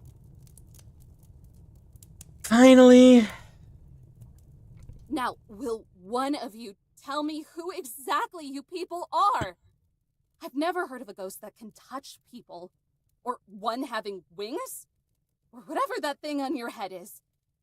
Are they costumes? What is your deal? The leader of the 3 scoffs, then turns away with folded arms. Oh, is that all you wanted to know? I could tell you that much. Hey!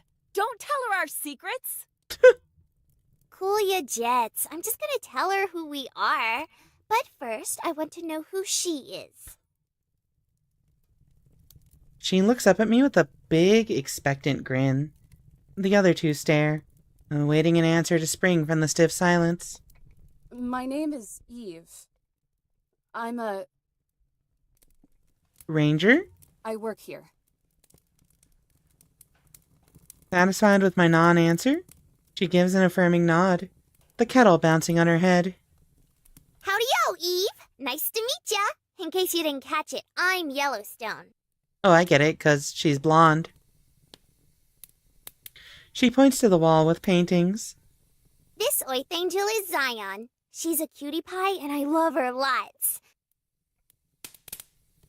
Zion's pale cheeks turn red as she gives a little wave. Love you lots too. And then there's Yosemite. She's like our big sister. I love her lots too, even when she's being a crab. Yosemite says nothing. I glance at the paintings and pair each one with a girl. So, are you each named after a park? Are they nicknames? Yellowstone tilts her head and blinks. No? She points to herself. I'm Yellowstone. She backs away and rushes over to Zion, hugging her from behind. This is Zion. She runs back to Yosemite and smacks her back. I can practically feel the loud slaps as Yosemite nearly leaps out of her skin. And this is Yosemite. Somehow, the kettle stays balanced on top of Yellowstone's head through all of this.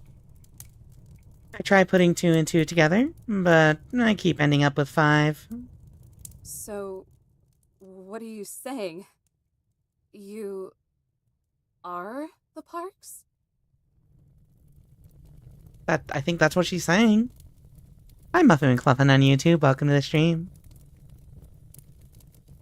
Her face scrunches in thought. The steam evaporating seems like could be coming from her brain itself.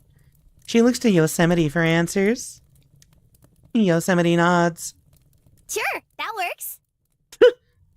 All right, I'm radioing my supervisor. But why? Told you no one would understand. I don't know how you're pulling off these magic tricks, but trouble is trouble. And you 3 are definitely that. I spin around and start for the desk. Panic warps Yellowstone's face as she switches between me and Yosemite. The kettle whistles above her, until finally she decides to hand it off to Yosemite. One sec. She snatches my wrist. The fumes from her head puff behind her as I try to pull myself away. Let go! Do you just not believe us? I don't believe you, I don't trust you, and most importantly, I don't want to deal with you. My feet drag as I tug her behind me. Her grip is surprisingly firm. With each step, she squeezes harder, until I can feel her fingers pressing into my bone. What if I can prove it? Don't bother. Just get your painting and the rest of your stuff. We need to go away for a while. She ignores Yosemite and keeps pulling, digging her heels into the floor. Her grunts get more pained as she wraps another hand around my forearm. Please! Just a chance! Look at her pathetic face! It's so funny! Our conga line passes Zion and Pup. Pup's tail wags as he looks up to her, waiting for scratches and pets. Zion looks up at me with her big, sorrowful eyes that only seem to get bluer as she gets sadder. Pup paws at her dress. His ears flop. The single heartstring inside me tingles. There's that fiddle again. I sigh, stopping before Yellowstone can yank my arm from its socket. I just love that puppy too much. 30 seconds. Yellowstone smirks. A twinkle sparkles in her eye.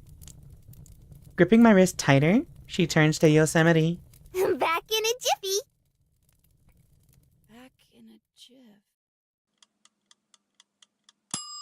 Wait! Yellowstone! Static crackles through my vision. The ground gives way beneath me, and I plummet down. Further and further, falling towards nothing. Hopeless dread washes over me like a smothering wave. And then, darkness. Howling wind blasts through my hair. I hear leaves rustle as the air whips past my cheek. My legs dangle below me. I look down. I wish I hadn't. Far below me, a thick forest sprouts from the jagged side of a mountain. Hundreds of feet of air between me and the bottom. Hey, how's it hanging? I look up to see Yellowstone peering over the cliff, still holding my arm. The moonlight spotlights her gigantic grin. Oh, God! Cool view, right? Do you believe me now? I flip my head in all directions, but all I see are far-off silhouettes of other hills and mountains, all of which look like anthills from up here. The scream finally breaks through, louder than I knew I had in me. Higher, too. It travels far into the distance. Help, pull me up! Whoa, stop moving so much! I'm gonna lose my grip! Don't let go. Don't let go. My body swings like a pendulum. I grip Yellowstone's hand tighter. Aw, you don't like it? No! No, take me back! She whines, puffing her cheeks out as she pouts. Jeez Louise, don't flip your wig. The fucking accent. Welcome back, Lily. Yeah, it's Slenderman TV static, isn't it? I'm pulled upwards like I'm being sucked up by a vacuum. The wind tunnels around me. And then, I'm back in the cabin. The warmth feels like a hug, and my legs feel like jelly. I drop to my knees and catch my shallow breath. Yosemite paces around the room, stopping in her tracks as soon as she sees us. Hey, Poncho, thank you for the raid. Hello. What's a Horus? Chat, go give Poncho a follow. Why did I hit raid? I meant to hit shout out. Shut up, Saribot. That wasn't real. Yeah, there we go. I'm Poncho. I play what I want. Streaming Horus. Alright. We continue. Horus is the name of a charming littler robot man with feelings. I love robot men with feelings. Who is also British? Never mind. I don't love them anymore. No forgiveness. Yosemite paces around the room, stopping in her tracks as soon as she sees us. You! Is your brain made of mush? What were you thinking?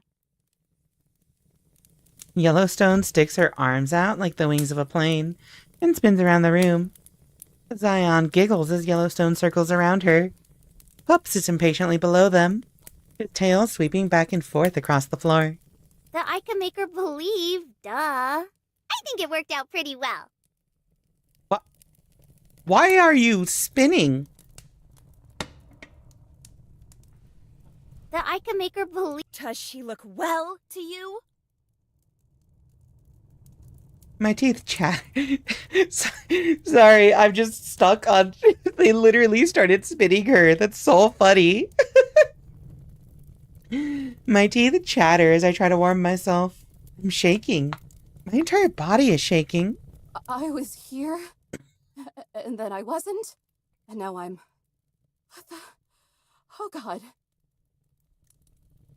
The plane runs out of jet fuel, and Yellowstone stops. No, but I thought we could finally... Listen to me. Her voice is sharp and serious.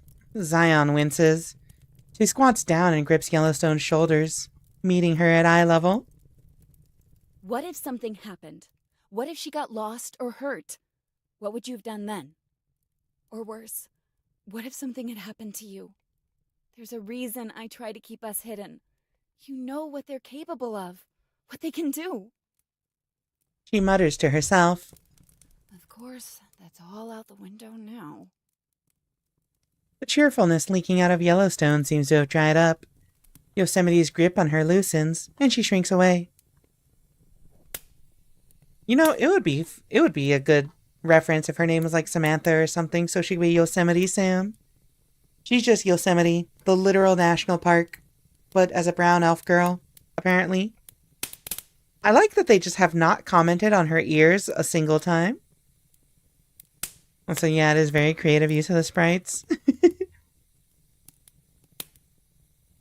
The cheerfulness leaking out of Yellowstone seems to have dried up. Yosemite's grip on her loosens, and she shrinks away. Guess I messed up pretty bad again, huh? Yes! Yosemite just gives a deep sigh. It reminds me of a disappointed parent. Zion tugs at Yellowstone's hand. I think you did a good job, Yellowstone. You're a literal child. Yellowstone gazes down at her with a sad smile, that squeezes her hand back. A long yawn squeaks out of Zion, high enough that only the tail end of it is audible. Looks like someone's sleepy. She is a literal national park, you're right, my bad. She rubs her tired eyes and nods. Mm-hmm.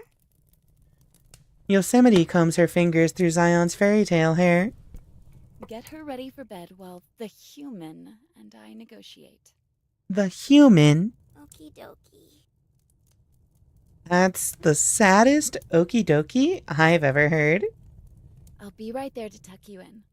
Might even tell you that story about the swallow you like so much. Swallow story? I don't remember that one. For a moment, Yosemite freezes, and then she shakes out a chuckle. No, of course. Why would you? I will say, my number one pet peeve about this right now is the voices are, obviously, it's the voice direction. They've got to show certain emotions, right? And it's good. But sometimes they're really loud, and then sometimes they are just inaudible, and you cannot change the voice volume by person.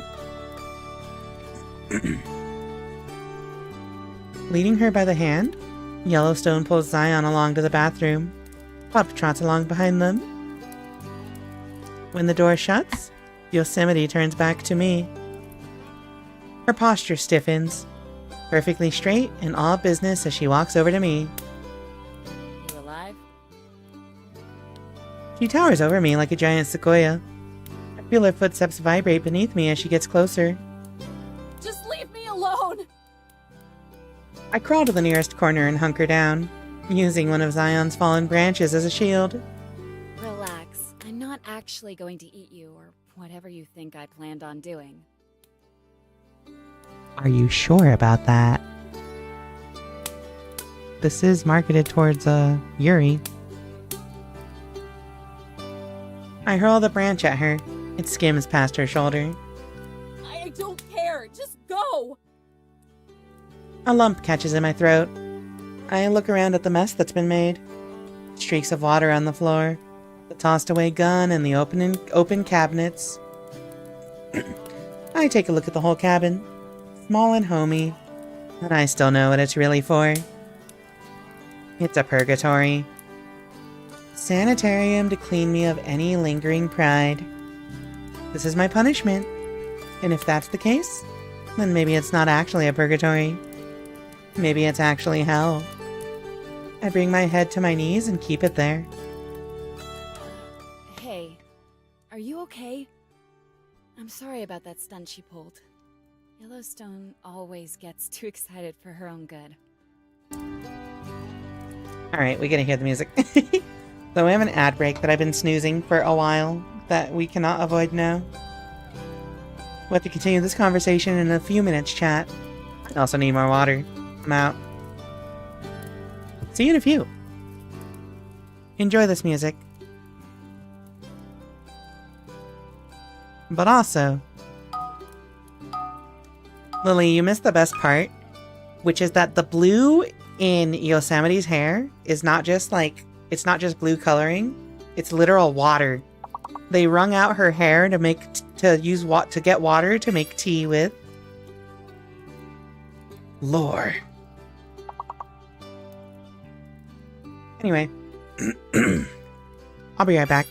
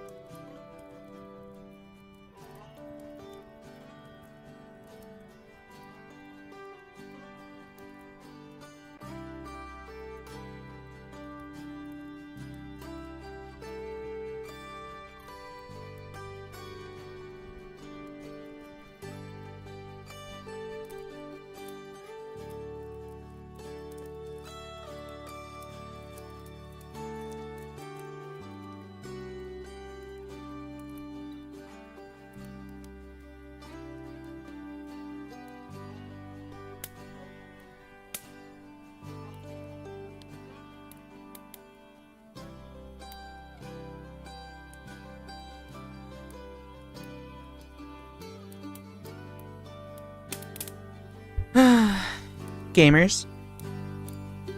Hello, hello, hello, we're back. I got water, snacked on a pickle, used the washroom, walked up and downstairs a little bit. Let's continue. We're now having a confrontation between a short redhead and a taller elf lady for... I still want to know why there's an elf. Why is she an elf? Are they ever going to address it, or are we just accepting that she has pointy ears? Where are you, an elf? Because I really like pointy ears. And also, okay, here's a secret. Here's a secret, chat. Is I think here's a secret that I have thought for a very long time, and that this story is just reinforcing. It is that I have thought there's a you could draw some parallels between some fictional elf cultures and Native American cultures. Live off the land.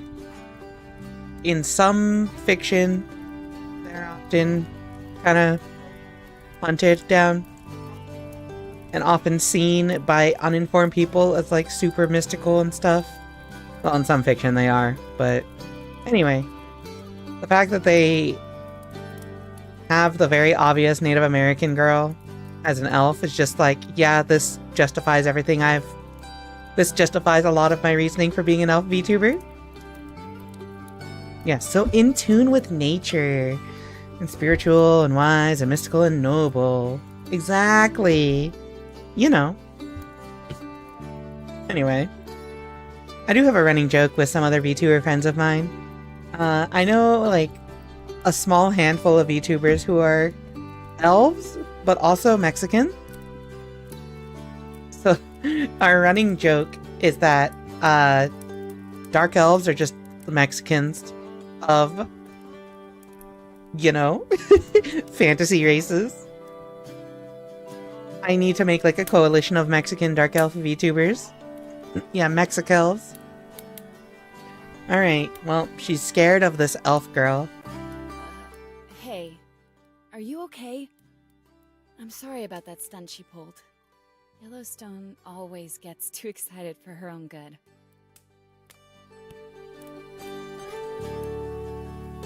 It's so quiet. It's so hard to, like, balance the audio for this.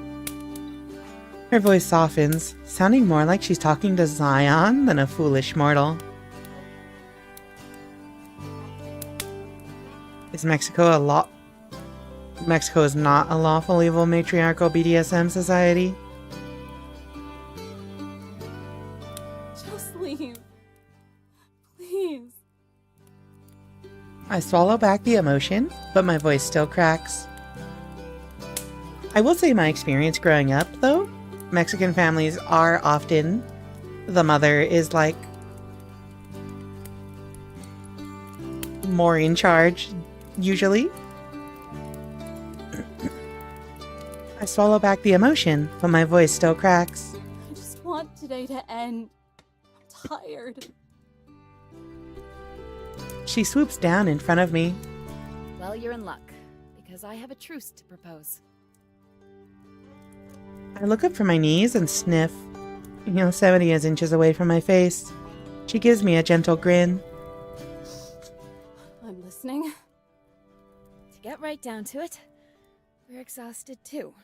It's been a long day for us, so how about we let you sleep here for the night, and then, in the morning, you can call your supervisor and send us on our way. You think I'm dumb enough to fall for that? You'll murder me in my sleep. In the time it would take to strangle you, I could read half of an entire book. Why waste my time with it? Besides, wouldn't you rather not have 3 trespassers wandering the park at night? She's not wrong. I have the campground to think about too. If they started causing trouble with campers, then this could spiral even further out of control. Look, just take the olive branch. I'm trying to play nice. I think about it for a moment. How I might wake up being smothered by a pillow. How I might not even wake up at all. Or if I do, how they might not even be here at all. But it's dark and late. And my brain is slush and fog. So, I humor her. I'm not going to get a bullet to the face while sleeping, am I? Only Neanderthals use guns. I think you're proof enough of that. It's an insult, but she chuckles. Not very funny to me, but it's hilarious to everyone else reading the story. I think again. And I get the bed? Her joking smile is stripped away. She sighs.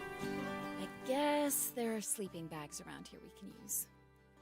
So what do you say? Do we have a deal? Or is this night going to get even longer? Or is this night gonna get even longer? She says. She extends her hand, and for the first time, For the first time, you notice the ears. For the first time, I notice her ears poking out from under her hair. Both are slender and pointed, with tips as sharp as daggers. I don't know who these people are, or even what they are, but I do know that I need some damn sleep. I grab her warm hand, and she hoists me onto my feet. You've got yourself a deal, but you're out of here first thing in the morning. Cabin fever, meet Yosemite, Zion, and Yellowstone. You're radical? Honestly? I think this would be a really, really good point to stop the stream. It's a really nice, break. Cliffhanger ending. But we just got back from an ad break. Let's see if we can find a better point later. Also, it's really early. I've only been streaming for 2.5 hours. That's way too short. A warm wetness slops against my cheek. Humid breath sticks to my face. My eyes crust open and drift to the edge of my bed. I like how the dog is just always on this plaque. With his front paws perched on the comforter, Pup continues breathing in my face. His wild tongue dangles below his jaw. Yep. It can't seriously be morning yet. I think you're proof of that. I'm about to prove you right. Have a good night, Muffin McFluffin. Thank you for stopping by. My loyal YouTube audience. Wears ears like that? I don't think that's a dog. I think that's like a coyote. Which is a dog, but not a dog. You know? He pushes himself off the bed and scampers away, sliding across the floor like it's an ice rink. Childish giggles fill the room, and the now familiar sounds of wings flapping like an overworked engine follows. Zion huffs and puffs her way around the corner. Pop runs behind her. I couldn't have slept for more than an hour. The nightstand clock seems to confirm this, as foggy memories of me glancing between it and the intruders tucked away in their sleeping bags come back to me. 3:30, 3:45, 4:20, blaze it, 5 o'clock, and finally, 6:30. I feel like Goldilocks if she tried sleeping on the beds and the bears were hibernating in the corner, just testing her luck until she eventually gets mauled.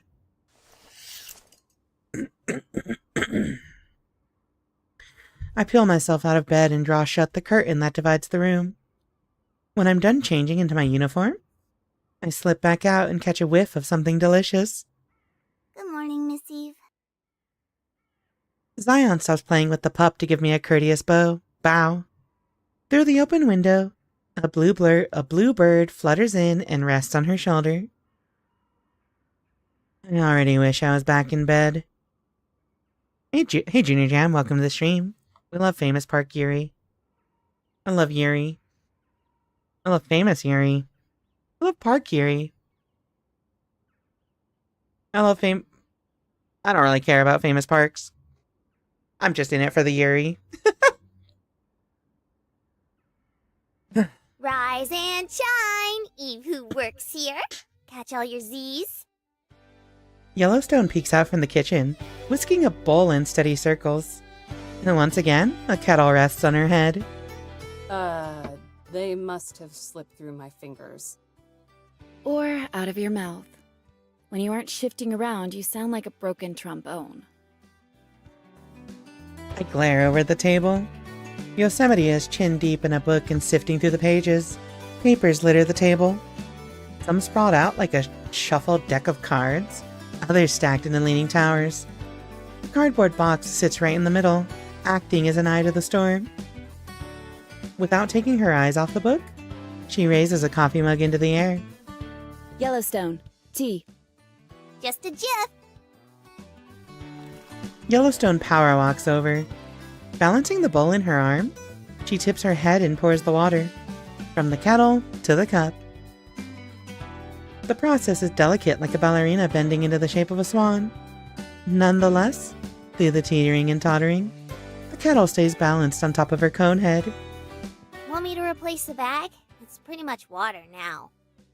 Don't be wasteful. There's still some flavor left. Fine. Yellowstone gives a defeated sigh. The same one I give every time I have to tell someone, yes, you need a permit to fish. How about you, Eve? I saw you chugging coffee last night. Bet you take a black, huh? You seem like the type of cat who takes a black. What is this accent? There's a pause as I try to get a handle on this stitched together combination of English and slang. A Frankenstein of language. With a little sugar, actually. Dang, thought I had it. She snaps her fingers as she returns to the kitchen. Oh well. Hop a squat. I'll get you a cup. Squat a what? She means sit down. No can do. I have my job to take care of. Patrolling, permits, calls. Tattling on us. Her eyebrows bounce up as she takes a sip of her tea. Priority number 1, I assure you. I give her a phony smile that lapses into an eye roll. I hope she sees it. She's right, though. It completely slipped my mind. I guess when it became clear that they probably weren't going to kill me, my mind started drifting to more abstract questions. You can do all that later. Just breathe in that fresh morning air for now. I'm making flapjacks. Yay. Except her quiet cheer doesn't match her solemn face. Don't worry, cutie. I'm making you a veggie omelet. Yay! Zion's downtrodden face lights up. Hopeful, but cautious. Will you use the mushrooms I picked the other day? I can if you go get them for me. With an excited nod, Zion shuffles off to the closet. And where Zion goes, Pup follows. The bird does too. Remember to wash them! Yosemite calls out, but neither answer. Zion digs around in the closet. Yellowstone hums to herself, out of tune and off key. Fine. Don't cry to me when your stomach starts growing fungus.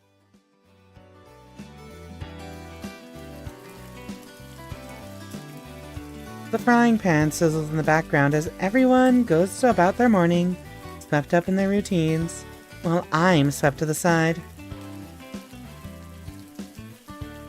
With not a whole lot else to do, except fear for my life, and let's be honest, there's not a whole lot left to fear for anyway. I grab my notebook and sit at the table. Since it's round, I have no choice but to face Yosemite. If it bothers her as much as it bothers me, then she doesn't show it. She grabs a blank paper from a wobbling stack and starts scribbling on it, constantly referring back to her book. Sharing a meal with a person, or thing, that tried to run me out of my post doesn't exactly thrill me. Having to stare at them the entire time, even less so. Still, I make an attempt to clear my mind and start jotting down the events from last night. But it, my uniform is tight and restrictive, and squeezes around my joints like a python. My writing is similarly uncomfortable and stiff, reading more like a report to Jessie than a deep emotional expression to Teddy. Not that there's much of that left in me anyway. The assailant exited the closet. The perpetrator wrestled the gun from me. These are just a few examples. It's accurate. Coherent enough to get the information across, definitely. But just dry enough to be vague and frustrating. I experienced it, and even I hardly know what happened. Hell, I hardly know what they are. They aren't ghosts, and I'm an idiot for buying that, even for as briefly as I did. They aren't quite human either. Although, after their ears and wings and volcano heads, they may as well be people. Some sugar or sugar? Where do you learn these things? Is Zion gluten intolerant? I'm not sure. They haven't explained. I just assume she... I don't know. We need to learn more about these girls. Yellowstone sets down a cup of coffee in front of me. A trail of grainy sugar still swirling around in it. There's an explosive pop from the kitchen. Smoke plumes above the frying pan. Oh, my flapjacks! She rushes over like an overworked waitress at a diner and lowers the heat. And me? I feel like a traveler exploring the cosmos. I found an alien society and everything they do is fascinating in how mundane it is. It's not polite to stare. If we freak you out that much, you can turn around. Or leave. That would work too. You'd like that, huh? For me to leave you alone so you can just keep mooching off this place. Are you expecting a no? All the other goons always ran off to the outpost down the road as soon as they caught wind of us. Only ever came back if they had to get something. And never alone. Any of that sympathy from last night has evaporated with the steam from her tea. All that's left is her condescending smirk. Chat. This is cheating. Because I literally know that this is a Yuri visual novel. And these two are on the cover. But I'm just saying. This is a good dynamic. This is an extremely good dynamic. It drives me nuts. This is an extremely good dynamic. Well, I'm not like the others. Thank God. It doesn't take much to scare the apathy into them. But not you, huh? I'm open to suggestions. I throw back the coffee like it's the nastiest double shot this side of happy hour. The scalding liquid funnels down my throat. Then, I surrender to my journal. Yosemite watches me with a focused squint. What's that? Official report to the head goon. The lead at the tip of my pencil snaps under the force, leaving a skid mark streaking across the page. Journal. Sorry to disappoint. Her ears twitch at the mention of journal. What kind of journal? For documenting information? Studies? Just a journal. I use it to wring out the last few drips of dams I give. Keeps me anchored to reality. She really said :D face. You gonna sleep with the Genki volcano? I don't know. I feel like she might lose her cool. What have I missed? Hello, Big Fat. You missed, Elf Girl.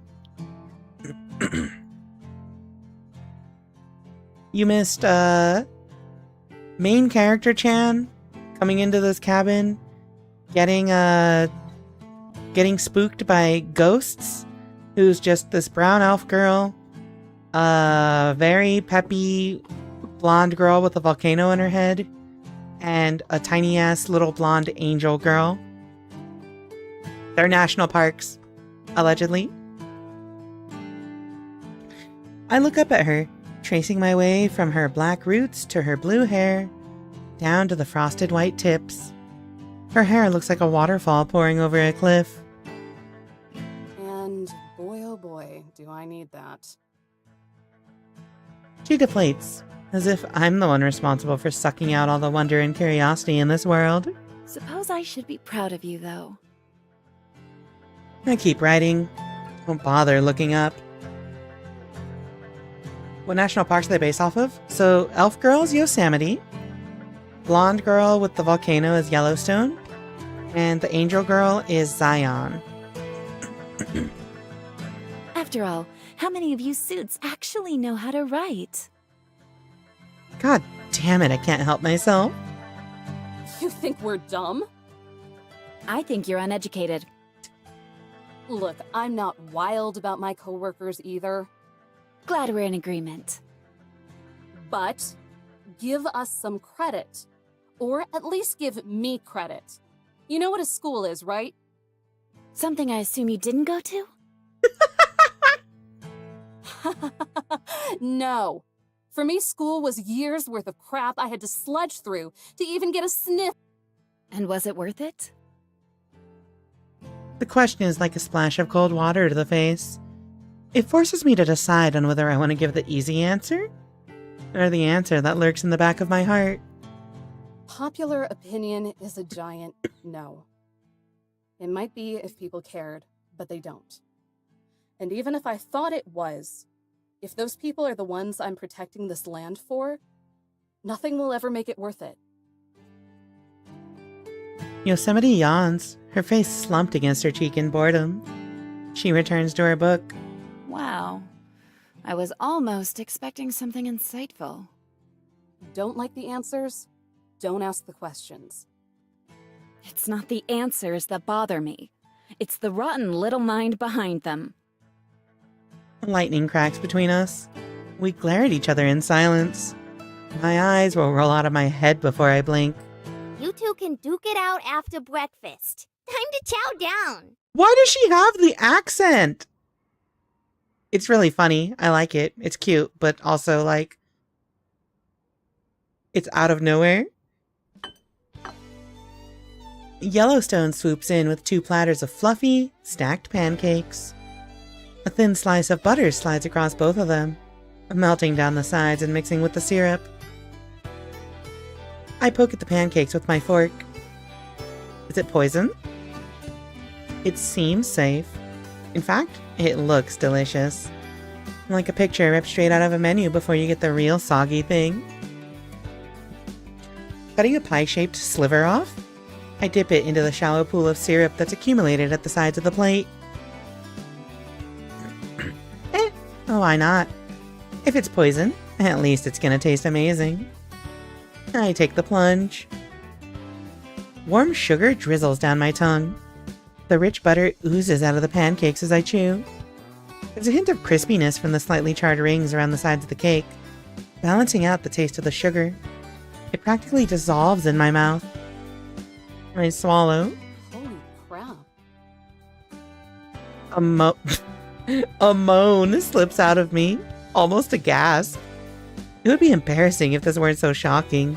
Or delicious. Oh my god. Hold on.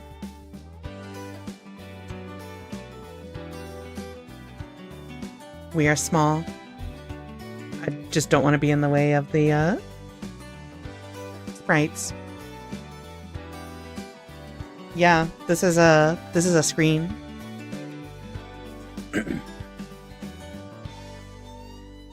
Yellowstone giggles. Like it? Unable to resist, I dive in for the next piece. I nod as I talk through the food. Yeah, it's sort of amazing. How did you even... I'm basically the chef around here. She beams with a proud smile. And the maid, and the dishwasher, and the laundry... You could say that I'm a jack of all trades. Master of them, too. Oh, so you're just the responsible one. I'll say. What did you even put in this? Trade secret. Yosemite flips to the next page. It's brown butter. No fear! A dark cloud of steam trails out from the opening in her head. I think I smell sulfur. Well, whatever it is, it's delicious. I wash down the shock with coffee. Thanks.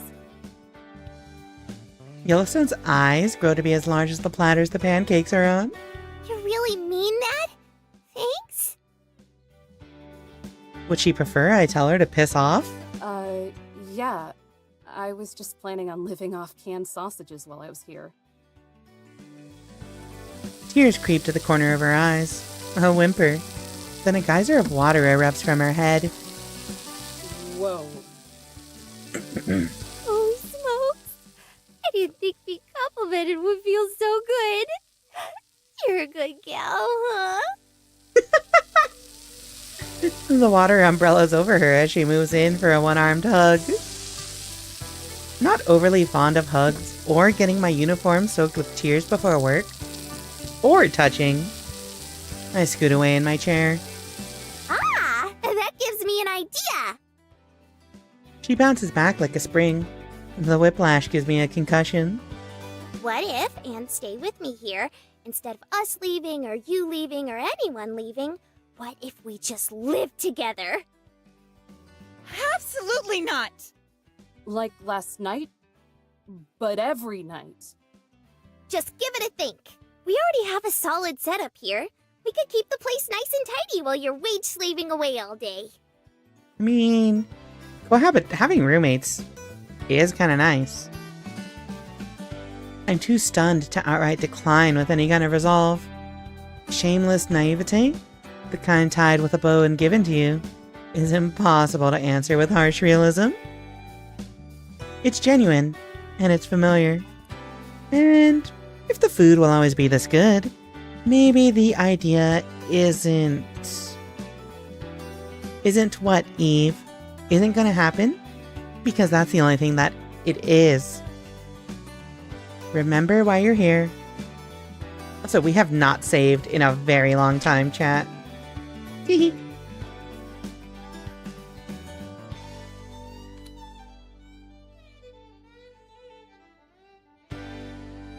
Look outside. Look at the land you love. And look at the scavengers that stomp all over it. Now remember why you're here. I'm only here because it's my job. Last I checked, woodland sprites aren't on the payroll. The pancakes were good, but I'm still radioing this in. Yellowstone's excitement is snuffed out like a candle. Aw, I thought it was a pretty good idea. No, you're correct. It's a pretty good idea. I think, Eve just does not appreciate fun or cute girls enough. Yosemite heaves a small sigh of relief. Stop scaring me like that. I've had more than enough of Miss Misery. Before I can bite back, Zion scampers up to Yellowstone with a cutting board. The bluebird from earlier picks at the dried mushrooms that line the board. Hi, Paigey. Welcome to the stream. Let's go, lesbians. Let's go. Oh, the misery. Everyone wants to be my enemy. But especially the brown elf girl, who has heaps of sexual tension already building up with the redhead. I'm just saying. Enemies to lovers is a very good trope. I don't know about the blondies, though. I don't know what... They're just third wheeling right now.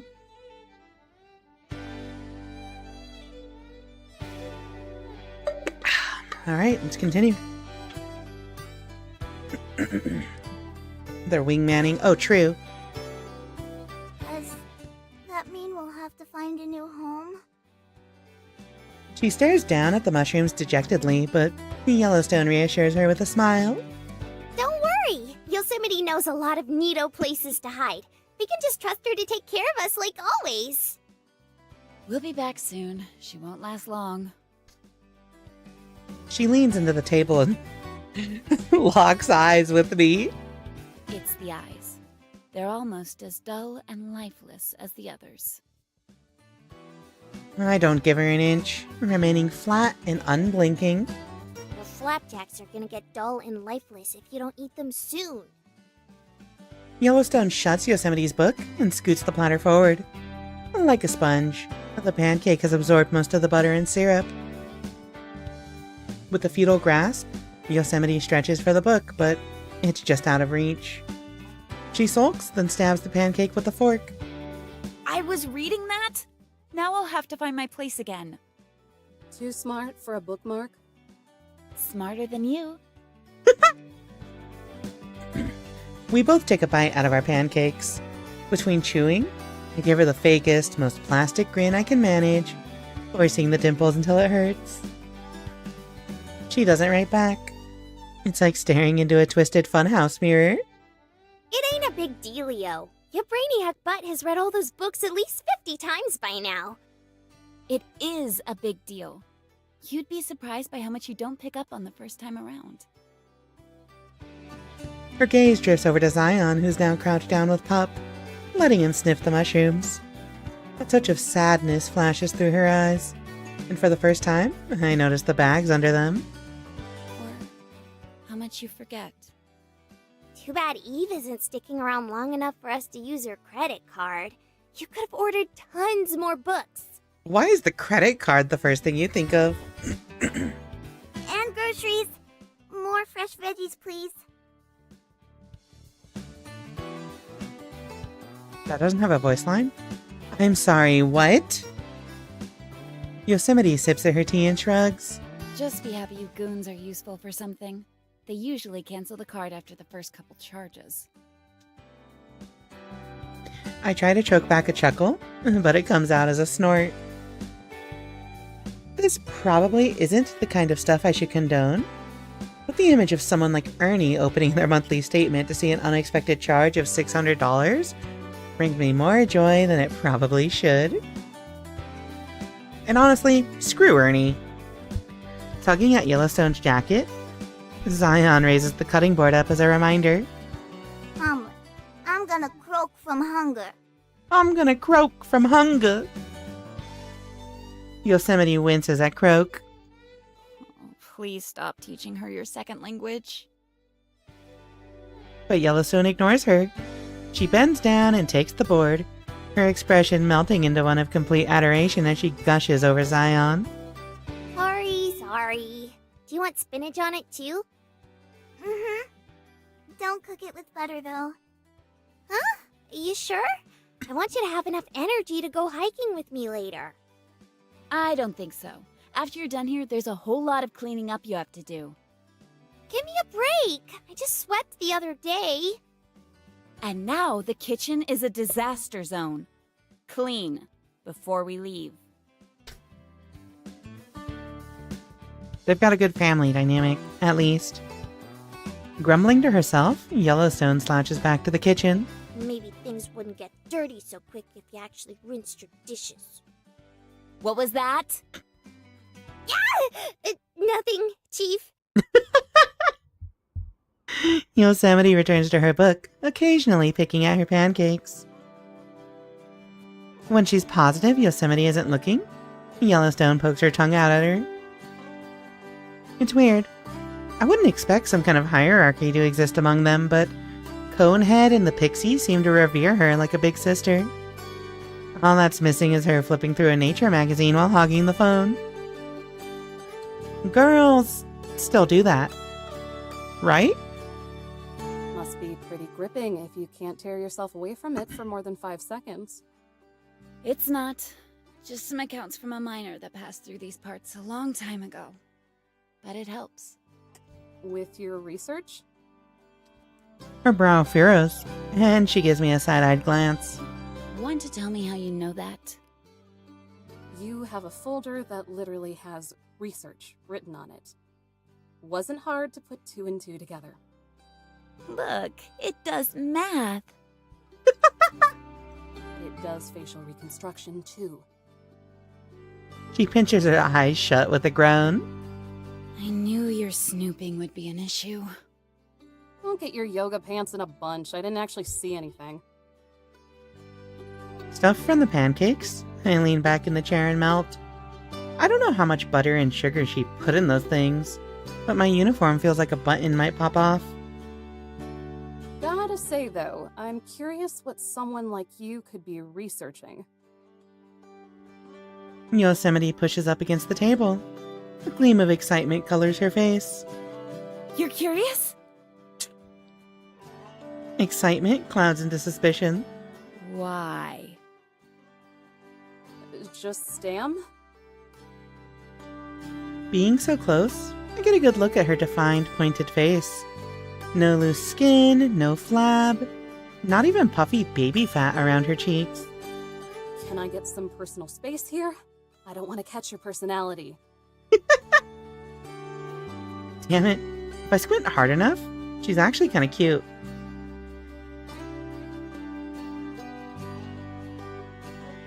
What do you mean by that? No, we already know what you mean by it. Only kind of? That's what I'm saying. That's what I'm saying. Only kind of? She pulls herself away and goes silent. My curiosity is waning. Shut up. Biting the bottom of her lip, she glances back and forth. She sighs, and then closes her book. You see Yellowstone's head? Her voice drops to a hoarse whisper as she leans in. I do the same. How could I not? What does it look like to you? What does this have to do with any... Just tell me what it looks like. A volcano? It looks like a volcano.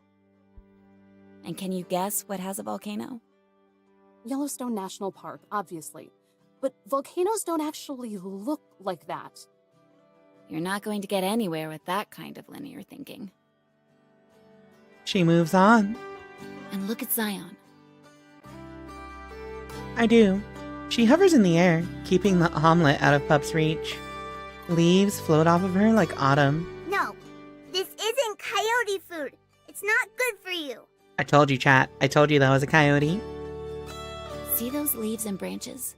Pretty lush, right? Sure. Remind you of any particular painting? No. She points her thumb at the wall. I glance back and admire the painting of Zion National Park, with its deep greens and mix of fiery reds and beiges. Wait, are you saying... Starting to get it? My mind skates to the obvious. Yeah, the three of you like playing dress-up. Real cute. It's amazing how you keep finding new ways to disappoint me. Let's try this again. I ignore the snark dribbling out of her mouth. After all, disappointing people is second nature at this point. Myself, particularly. Yosemite scoots against the table. She points at her face, specifically the freckles dotted across it. Are you giving me permission to slap you? I'm giving you permission to learn. Now touch it. Closing her eyes, she sticks her chin out and waits, like someone expecting a kiss.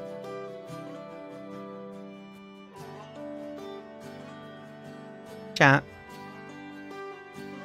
You know what time it is. You know what time it is. I start to reach out my hand, but an overabundance of caution keeps me from going any further. What if this is some kind of trick? She tried to scare me away, didn't she? What's stopping her from biting off my finger? Wouldn't be the first time someone has tried that while I was on the clock.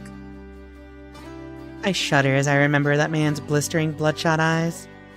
He had been delirious, caked in pine needles and mud with tattered clothes. No telling what he was hyped up on. After Jessie made sure I was okay, she shrugged. It takes all kinds, she said. Yosemite's nose wiggles impatiently. I decide she's probably harmless, and waking up alive is good evidence for that. Even if we've only tossed verbal punches at each other, She was the one who offered a truce.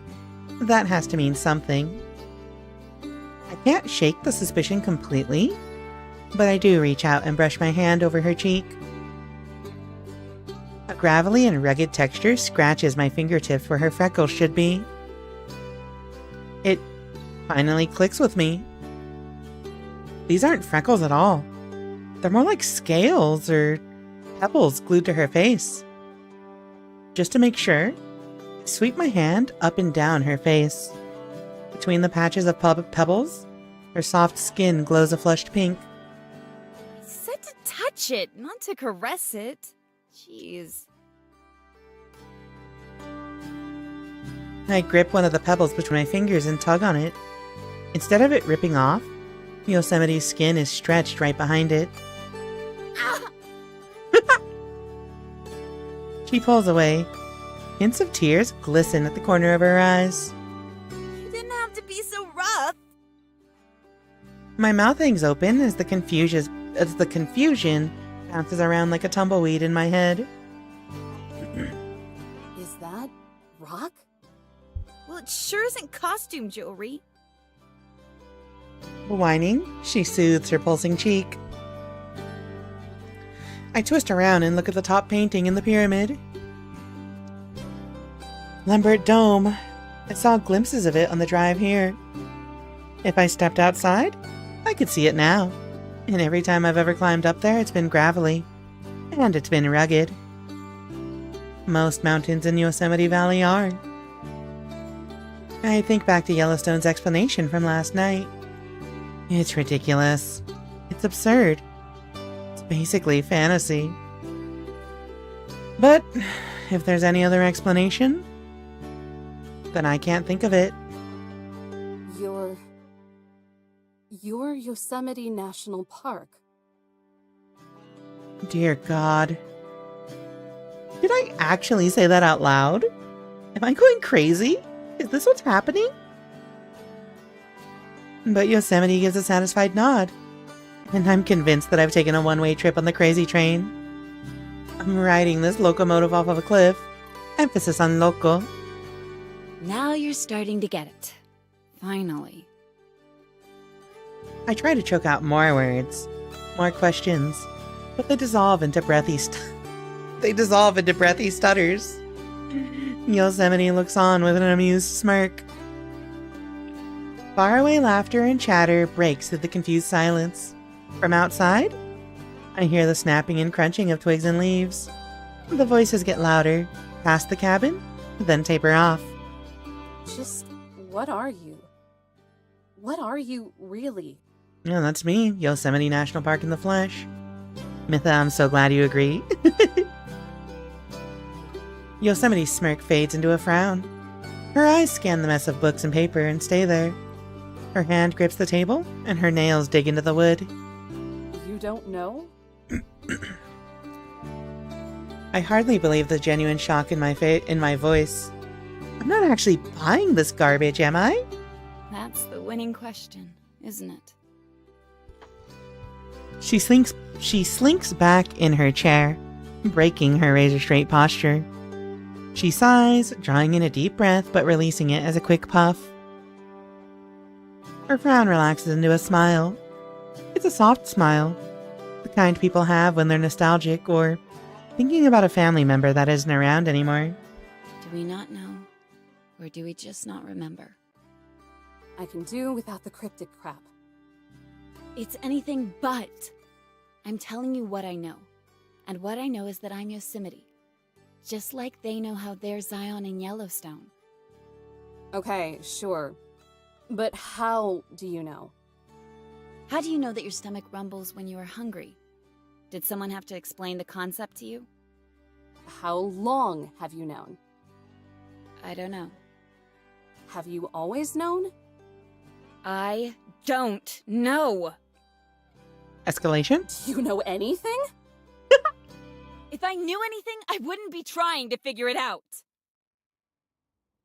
She shoots up out of her chair and glares down at me.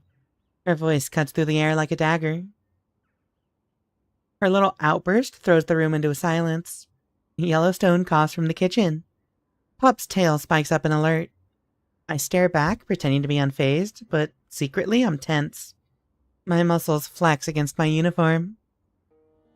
In the thick of the silence, Zion tiptoes over to the table. She latches onto Yosemite's hand, her own tiny hand only managing to wrap around 3 fingers. Wordlessly, she gazes up at her with deep, pleading eyes. Yosemite's sharp face softens back to that solemn smile. Her hand engulfs all of Zion's. She strokes her palm and fiddles with her fingers. Zion gives a ticklish giggle. I have these fragments that pop into my head. Bits and pieces of a language I don't know. Faces I don't recognize, but seem familiar. Her voice shakes, hovering above a whisper, breaking at the end of words. And whenever I think I've figured it out, and it's on the tip of my tongue, I forget. She shuts her eyes tight, as if trying to envision these things herself. Her grip around Zion's hand tightens, but Zion doesn't pull away or even wince. They're like echoes that ripple further away with each new epiphany. It just gets quieter and quieter. It's so frustrating. The words strain out of her through gritted teeth. But if I can figure out just what we are, where we came from, then maybe I can finally remember. She opens her eyes, and they look older. It feels like she's staring right through me and gazing at the paintings hung on the wall. Like I'm just another obstacle getting in her way. So yeah, I don't know anything, but I'm going to. Well, good for you. The way she's always staring at me is unsettling. Is it a simmering anger? Reluctant curiosity? I don't know, and if I knew what was good for me, I wouldn't care. I whistle for Pup. He bounces over, and in a moment of impossible patience, sits at my feet. He looks up at me, his sad brown eyes connecting with mine as he licks his chops. Now there's a stare I can care about. I tear off a piece of my leftover pancake and toss it at him. Springing from his hind legs, he leaps into the air to snatch it. It bounces off his nose, and instead of any amazing acrobatic display, he twirls in circles until he finds it on the ground. Bravo! Across the table, Zion stares, pouting. It's just a treat. It's not gonna kill him. The group of voices from earlier echoes back from outside, rowdier and louder than before. They're a ways away, but I can still pick up on the occasional gratuitous curse and obnoxious laugh. Drunk already, kids? Of course, who am I to judge? A couple more months of this job, and I'll be investing in a flask to give my morning coffee the extra kick it needs. Ranger Smith may actually end up being my life model. Praise be to Smith. Yosemite eyes the window. Friends of yours? No. God, no. I scoff, but it comes off sounding more like a hiss. A day on the job where I don't have to deal with those hellspawn tracking their carbon footprint in here is a day well spent. That's what I thought. She chuckles to herself. It reminds me of how snide some of my college professors were. Their latte in their hand and their head up their ass. She swipes away a strand of sweat that drips down her cheek. And what, pray tell, did you think this time? That I was wrong about you. I devote myself to Pup, picking off more pieces of the pancake to give to him. Whatever I can do to make it look like I'm not paying attention to her, but always making sure to keep her within the corner of my eye. Last night, I could have sworn I saw some conflict swimming around in those dead eyes of yours. Sniffling in the corner, crying about just how tired you were. Unzipping her jacket all the way, she starts to fan herself.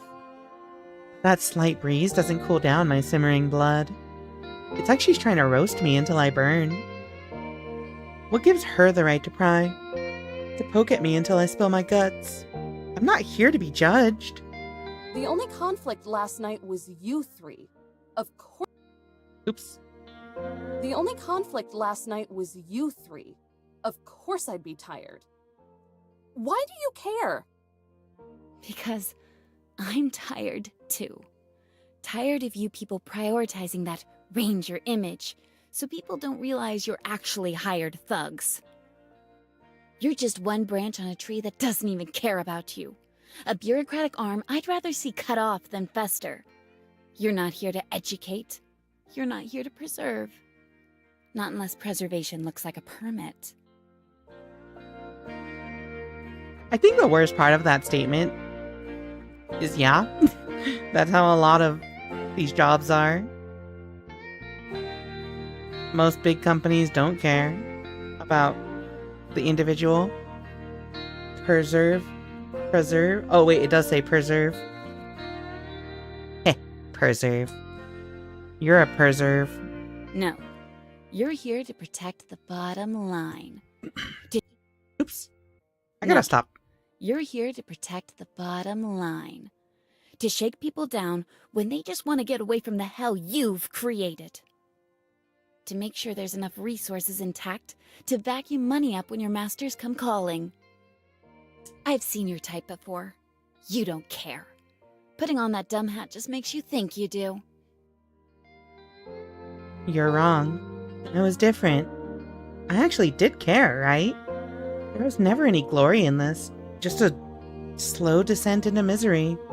Unless that's where the glory is. Pride for being a glorified security guard that doubles as a janitor? Cleaning up the messes of the only people lower on the totem than me? Because the only thing that separates them from me is... what? Me caring enough to be miserable about it? But of course, if I'm miserable, that means... You're right. Maybe I don't.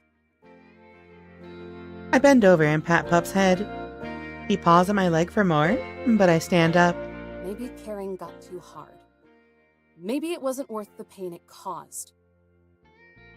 I take several steps, stopping at her chair. There is one thing I care about, though.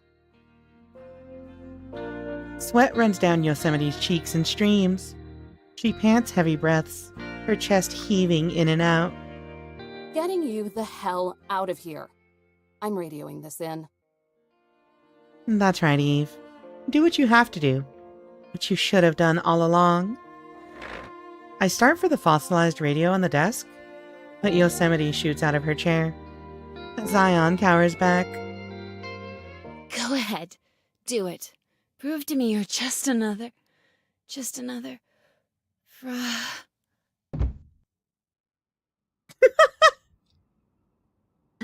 Her voice dissolves into breathy air. There's a solid thump. When I turn around, she's sprawled out on the floor. Yosemite! Before I can even connect the dots, Zion and Yellowstone are already at her side on their knees. Yellowstone grabs a stack of paper from the table and fans her. Zion squeezes her hand. I race back over and bend a knee. Heat radiates from her like an oven. I press my hand against her forehead. As soon as I touch her skin, my hand burns. I yelp and pull away. It feels like I just touched a skillet and the burn seared through a layer of my skin. A fever? Zion shakes her head. A fire. Yosemite opens her eyes, glossy and unfocused. Her breath pumps in and out as she fights to get up. Don't move. You'll make it worse. It's... close.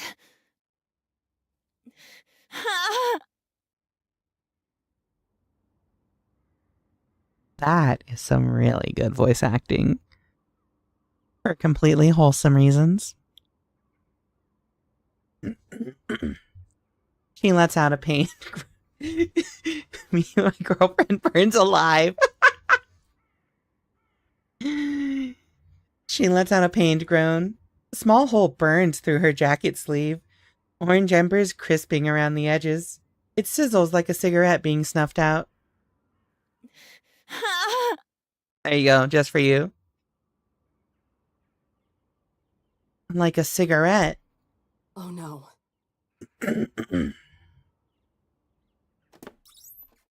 I swing open the door as I rush onto the porch. The faint smell of smoke tickles my nose. Maybe just a campfire. Not good.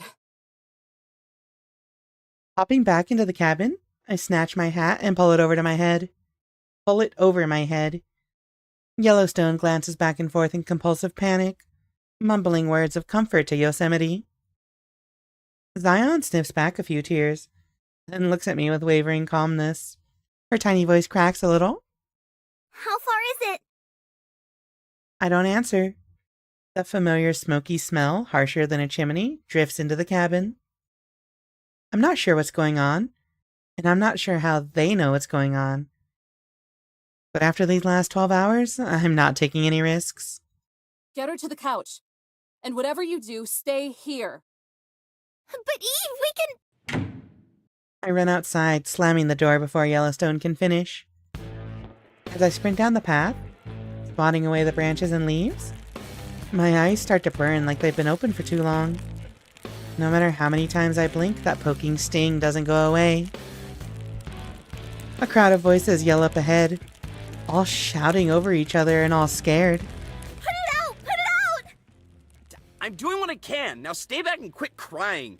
What do we tell you, man? You just had to be the rugged mountain man. Why is that Shaggy? He gets it. He didn't do it on purpose. Holy fucking shit. I finally tear my way into a small clearing circled by trees. Just a big enough space for morons to cause trouble. Also, yeah, we are in Yosemite right now. A patch of blazing red dances on top of a pile of twigs beneath a tree. The fire branches out on both sides like a trail of dynamite, splitting into a short V. The trunk of the tree is blackened with soot. A group of familiar campers, I only recognize them by their jackets, stomp on the knee-high flames, all their faces twisted in fear. The one I talked to last night swats his green jacket over it. Like that's gonna make any difference now. What the hell is going on here? Most of their faces go sheet white, and for a moment they forget about the fire. The kid with the green jacket just keeps swatting the ground, yet whenever he lifts it back up, the flames climb that much higher. You! 3 seconds to tell me what happened. What if you got 5 minutes to tell her what happened? Yeah, we've got an ad break coming up. I've been hoping we would get to a nice scene transition, but you get this cliffhanger instead. Please enjoy some words on stream. Yeah, it's a forest fire, literally a forest fire. I like this track though. Also, yeah, we have been inside Yosemite this whole time rangering her. Please, enjoy that realization. We've been inside the cute elf girl this entire time.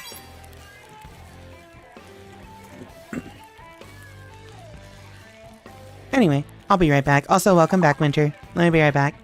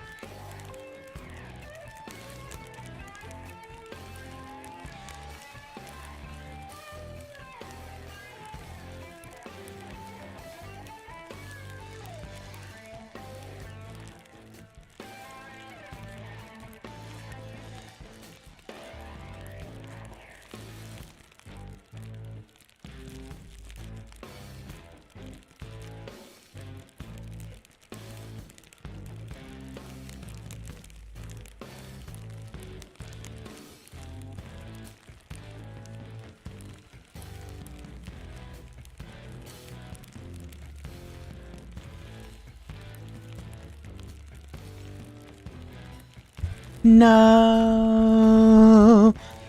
No. No. Anyway, chat. Let's continue. I love Yuri. Time to watch the park ranger put out the fire in her girlfriend. That is not a euphemism.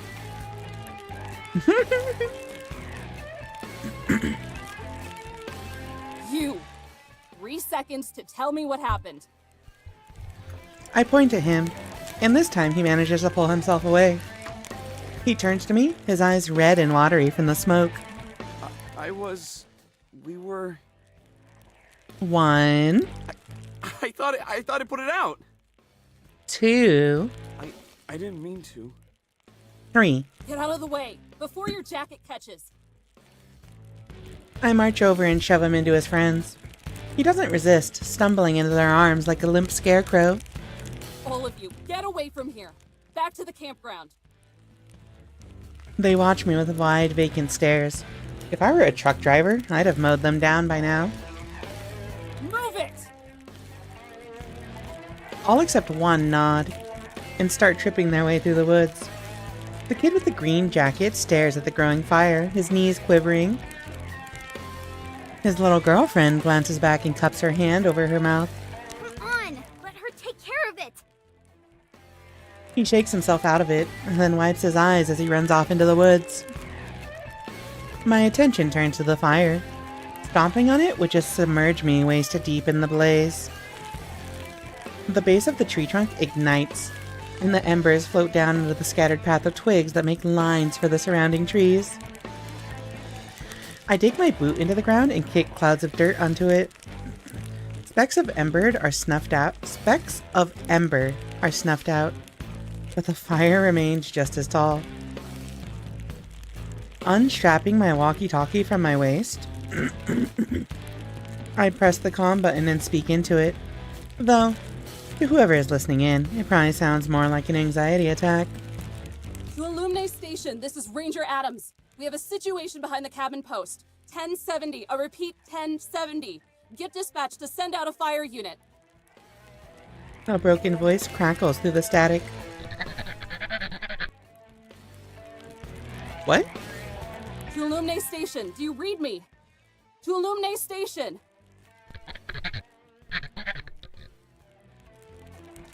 I look around and realized just how caged in by these trees I am. No wonder the signal is so jumbled. I didn't notice a fire extinguisher at the cabin, and the station is less than a mile away. If I ran, I could warn them, but with how quickly this thing is getting out of control. I scanned the clearing. Snow is still on the ground, half melted and tossed around in random splotches. It's not a lot, but it could work.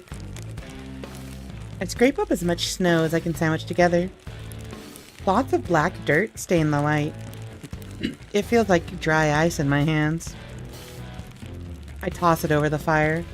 Most of the snow melts in an instant, but a section of the fire is extinguished along with it.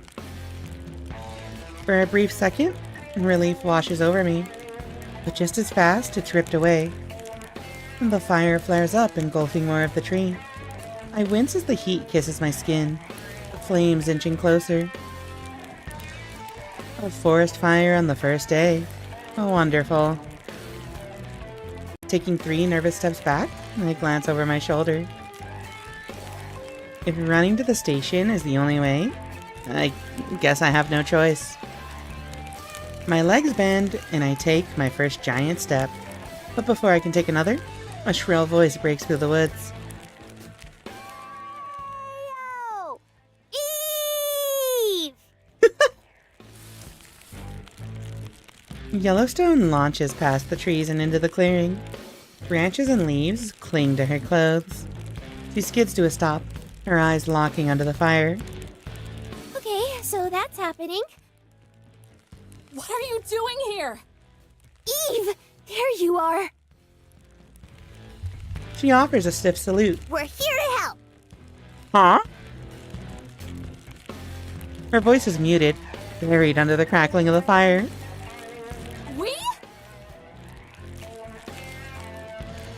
Descending from above the trees, Zion flaps her wings as she glides down to me, stopping to meet me face to face. You can't do this alone. I told you to stay at the cabin. Miss Eve, if this doesn't get put out soon, there won't be a cabin. Her usual meek voice rings with a mature clarity. Like an untamed weed, the flames shoot up taller. Branches look like candle wicks. Smaller flames snake to the surrounding trees, lighting the very soil aflame. I hate to bring non-park personnel into this, but she has a point. Fine, but as soon as things start looking hairy, I want you to get out of here. They give hurried nods. Good enough for me. Congrats, girls. You're deputized. Gather up as much snow as you can and dump it on the fire. Dirt works too, but don't give the fire any extra fuel. Ma'am, yes, ma'am! We all scramble to work. Yellowstone and I search for scattered piles of snow. We scrape them up by the armload and drop them into the fire. The snow evaporates before our eyes. Zion flutters up to the peaks of the trees, shaking any branches that are still coated white. The snow crumbles away, smothering large portions of the flames. It sounds like sizzling bacon. But as helpful as Zion's effort is, it only puts out the connecting trails of the fire. The second tree cracks as flames spread across the bark. Then the next tree. The smoke is harsh and oppressive, flying right into the back of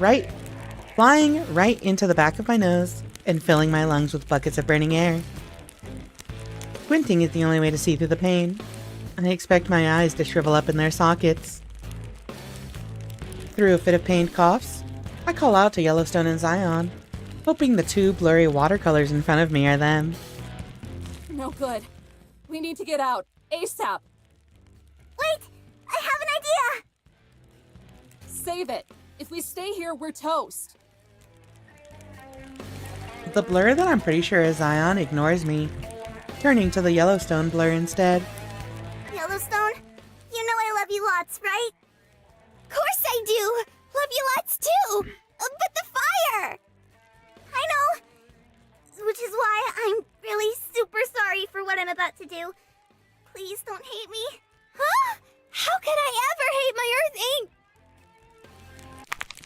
Inc.? Zion raises up her tiny leg and stomps down on Yellowstone's foot. The snapping of branches and crackling of the fire isn't enough to disguise the crunching I hear as Zion digs her heel into Yellowstone's toes. There's a broken whine. The pain is delayed. Why? The high-pitched whine cranks up a frequency, growing as sharp and piercing as a fire alarm. A few sniffs and it dissolves into bawling, shrieking straight into my eardrums.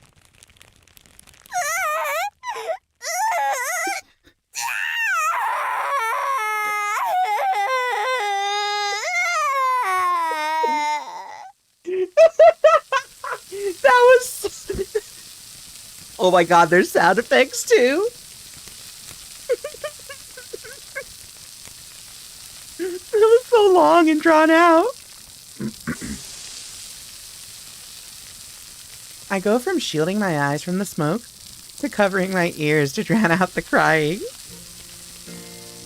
The brain-rattling shriek pierces my skull. Water bubbles from the opening on Yellowstone's head, boiling like a pot in the stove. With the explosive power of a gunshot, a geyser of water shoots out of her head, spraying into the air. Whoa, whoa, whoa, whoa, what? Good. You're doing great. Just keep crying. I'll try.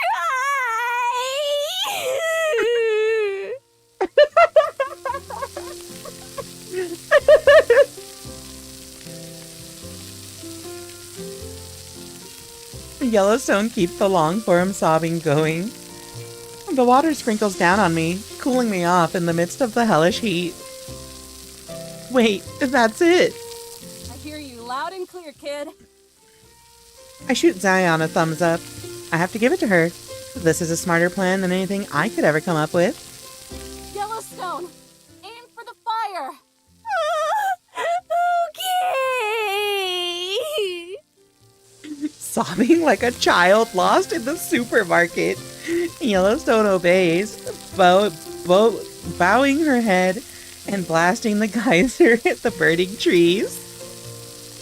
Zion latches onto Yellowstone's waist, guiding the rush of water to the flames. It reminds me of a firefighter aiming a fire hose. The swaying red and orange shrinks as the water splashes down on it. Bit by bit, the fire dies down.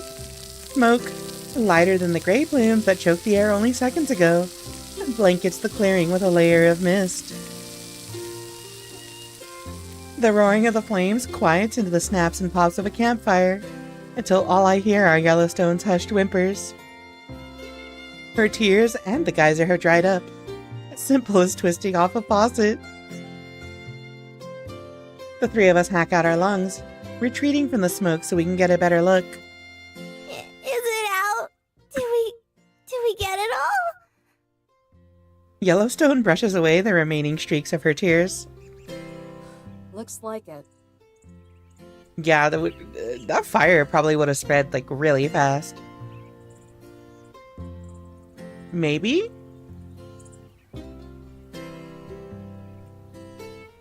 But you've got a whole geyser to drown it out, so no matter how big it is, I'm willing to bet a geyser would be able to get rid of it. I scuffed the heel of my boot against the dirt, just in case there are any stray sparks. Yellowstone! Zion tackles Yellowstone's legs, snuggling her face into her jacket. I'm so proud of you. You did really good out there. You were so boss. That's how you say it, right? Gee whiz. You really think so? She wraps her arms around Zion and brings her in for a hug. You did pretty swell out there, too. That was some quick thinking. I crack a smile, and how can I not? We just stopped this whole section of the park from going up in smoke. Also, these two might be adorable. Still, I can't help but shudder at what would have happened if I weren't here. And it's all because of those punks. Another group of careless campers. If it's not painting on rocks, it's hunting without a license. If it's not hunting without a license, it's somehow starting a forest fire in the biting cold of early spring. My smile, that small burst of happiness, is short-lived. A glowing sense of duty lights up my guts as raging as the fire. I start trudging my way out of the clearing. Miss Eve? Thanks for the help. But you two need to get back to the cabin. Where are you going? To snuff out another fire before it spreads. Found family, found family, found family. Exactly. Adopt Zion. And Yellowstone. I think Yellowstone is probably young. The rage stews inside me, building like a pressure cooker. I storm out of the woods. Pup's howls yelp out from the cabin as I pass it. Of course this would happen. Of course it would. How could Jesse think things would actually get better here? Why would I even humor that optimist junk? After all this time, I should know better. I should know how these people operate. I should know every thoughtless bastard tells themselves they aren't the problem, and that one slip-up won't hurt anything. How the old men grumble about permits and feel entitled enough to throw their empty cans of beer into the lake because a sliver of their 6 figures are tossed to us, tossing leftovers to dogs. Hi, Futaba. Welcome to the stream. It's not enough that I'm beholden to the greed and laziness of bureaucrats and the drooling masses. The land has to be, too. Its vivid lushness, airbrushed with greens and yellows, and on those dewy autumn's mornings, the brown and orange of harvest, the salt and pepper mountaintops with their rushing waterfalls. From the impenetrable Rockies, to the harsh beauty of the Badlands, to the sparkling shores of the Pacific and Atlantic, it's just another resource to exploit, to profit off of, to enjoy then abandon. If that's how it's gonna be, if that's the world we've built, let me be the first to try and knock it down. When I get to the camp, the Brat Pack is huddled in front of a tent. It shakes and blows with the wind, held down only by stakes driven into the ground. They speak in anxious whispers, unaware of my presence. The kid in the green jacket puffs away on a cigarette, combing his fingers through his messy hair. His girlfriend is the first to see me charging over. She mumbles his name, but by the time he notices me, I'm already up in his dumb face. I nab him by the collar and yank him from the safety of his group. I twist his shirt so my knuckles press against his neck. Just a reminder, this girl is like extremely short and petite, so it's even fun. The scene is even funnier. She's walking up to a grown man and manhandling him. Yeah, 4 killing him. Yeah, she's super gay for the national park. The actual park, not the girl. The goddamn park ranger. I just think the imagery is funny. I've met a lot of idiots on this job, but you must be a real protege. Like the splitting of the Red Sea, his friends clear a path around him. Whoa, take it easy, lady. This is assault! Oh my god, do you know how unethical this is? Yeah, almost as bad as arson. Wanna report it? That shuts her up. I'm not gonna lose any sleep because I dangled my slice of authority over these idiots. Not now. What was rattling in that skull of yours, huh? You a firebug? This what gets you off? Or are you just stupid? This moron with his ironed out, wrinkleless brain can only find it in himself to stutter. As he shakes, a pack of cigarettes bounce around in his breast pocket. That's what I thought.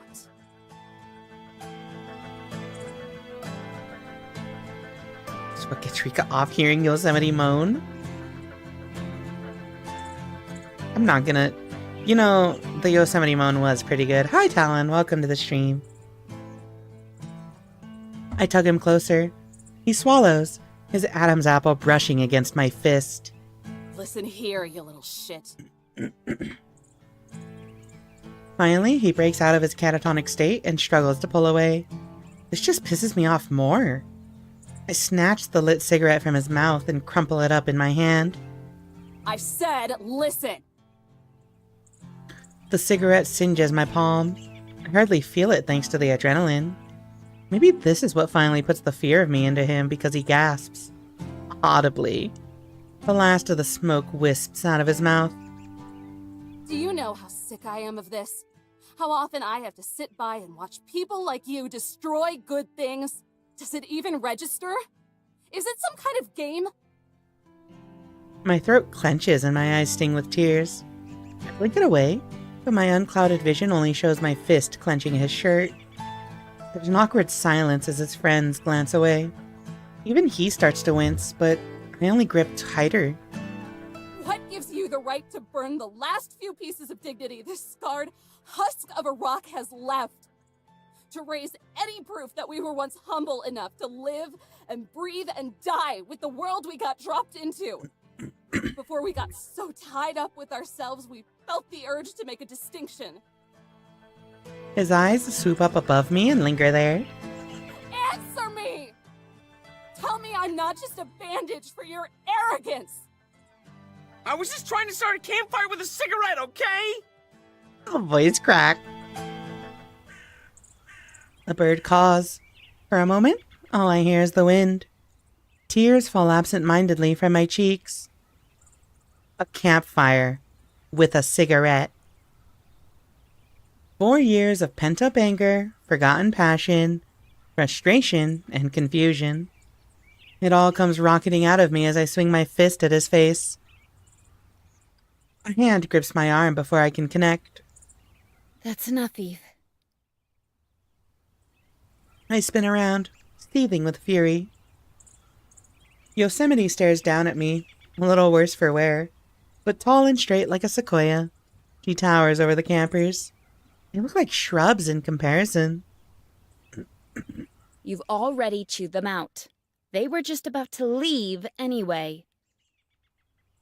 Her voice is stern and certain. She scans the group of campers, her steely gaze punctuated by the residue of sweat that sticks to her cheeks. They each give an affirming nod.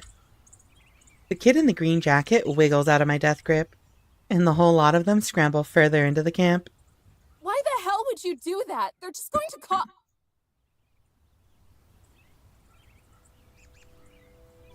Yuri. Yuri. Yuri. Yuri. Yuri. Yuri. Yuri. Sorry. She envelops her arms around me and then pulls me in for a hug. My hat blows off. Thank you. I needed to hear that. What? Her voice is a whisper that caresses my ear. You've done enough. At least for today. I've done enough? I hear that and go limp. Over her shoulder, in the thick of the woods, I can see the cabin, nestled under the pines like a forgotten paradise. The citrus smell of lemongrass sticks to Yosemite's jacket. Her skin, while no longer feverish, is warm like an embrace from a blanket. The image of the cabin blurs as my breath shakes, and for the first time in maybe 4 years, the tears aren't angry or frustrated or confused, only sad. I can finally let them be sad. I just wanted to protect what I love. Yosemite gasps, as if her breath has been sucked away. She pushes my head down, pressing it against her shoulder as she strokes my hair. I cry into her jacket, the tears dampening the hide and the leather. You're a fool. She chuckles, and I can hear the soft grin in her voice. But maybe we need more fools. The tears keep coming. So much I think I might choke on them.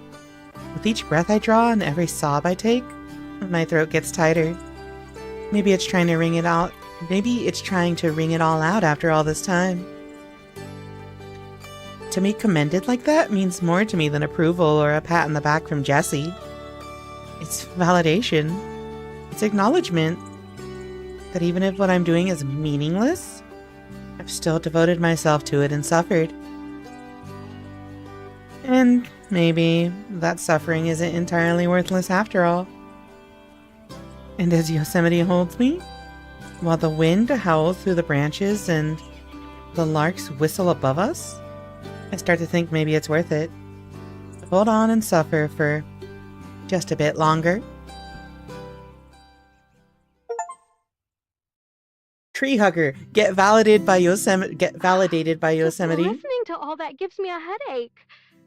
How on earth did you find so much trouble on your first day? Anyway, chat, say it with me. Yuri, Yuri, Yuri. Sorry. I love this. Yeah, validated, exactly.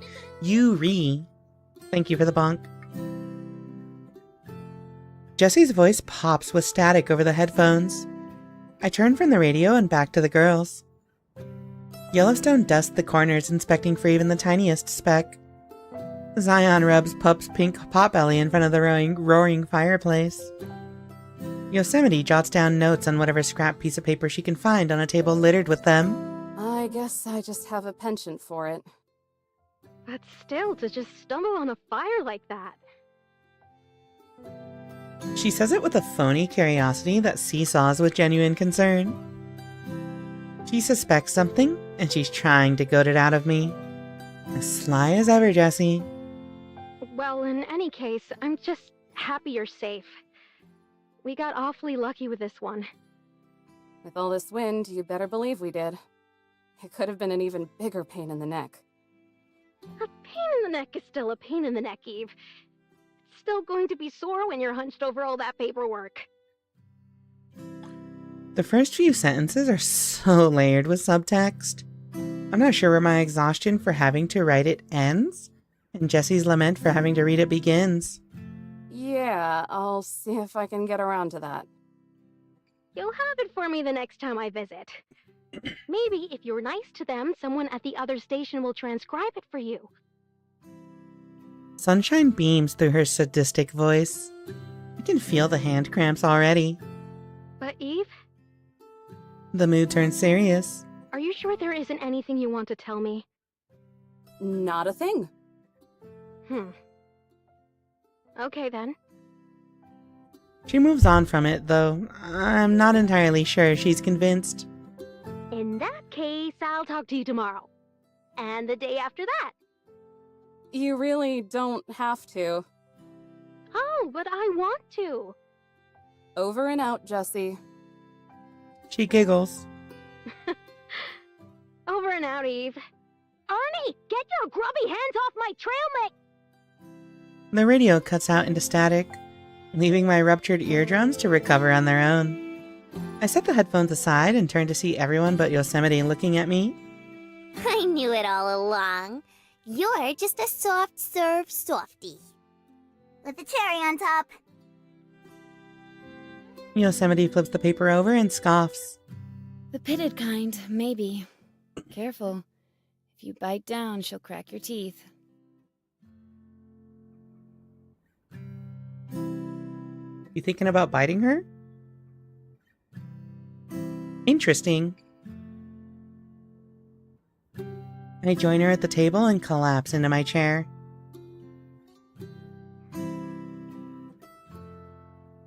Military. I join her at the... Oh, I already said that. Zip it. Or next time I'll actually let you burst into flames. It was just a fever. I would have been fine. Like that makes any sense. What if there's an actual campfire, or lightning strikes a tree? What happens then, huh? What did I tell you about linear thinking? If this truce is going to continue, you're going to need to expand to the abstract. Your existence is plenty enough abstract for me already. True. Although I don't think she's that short. Look at, like, the angle that Eve has her legs bent versus the angle that Yosemite has her legs bent. And also she's, like, really arched forward at an angle compared to hers. And also it's tilted. There's a lot of trickery going on here.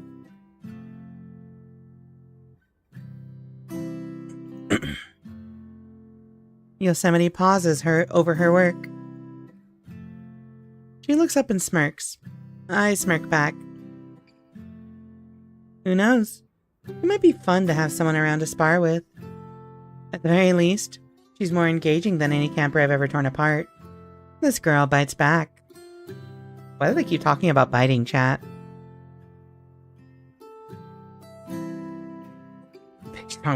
Well, that's the thing, is look at how much she is angled. Even a tall person is gonna look shorter when they are angled this much.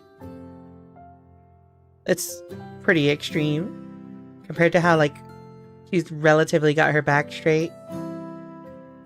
You know, when you're pining for a lesbian, or when you're pining for a girl, you just lean forward more naturally.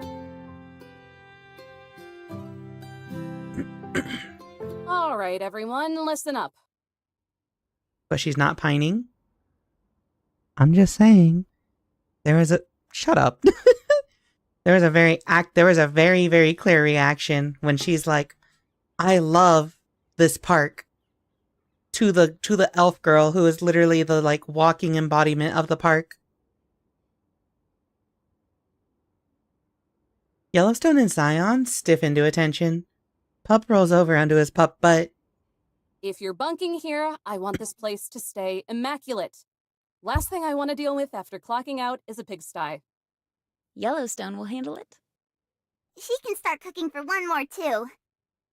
That's so mean, guys. How can you just sell me up the river like that? Oh, that reminds me. What are you going to do with those campers, Miss Eve? Flip their lids? Make them apologize? And take them out back? Have them pinky swear not to do it again? None of the above. I'm letting them off the hook. If I'm lucky, they'll get picked off by a killer in the woods. Otherwise, everybody gets one free pass. Both looked shocked, but after glancing at each other, they shrug. Pups trots over and curls up at my feet. Now that's funny. What is it this time? For someone who doesn't care, you sure put a lot of energy into it. National Park Girls. Love Our Parks edition.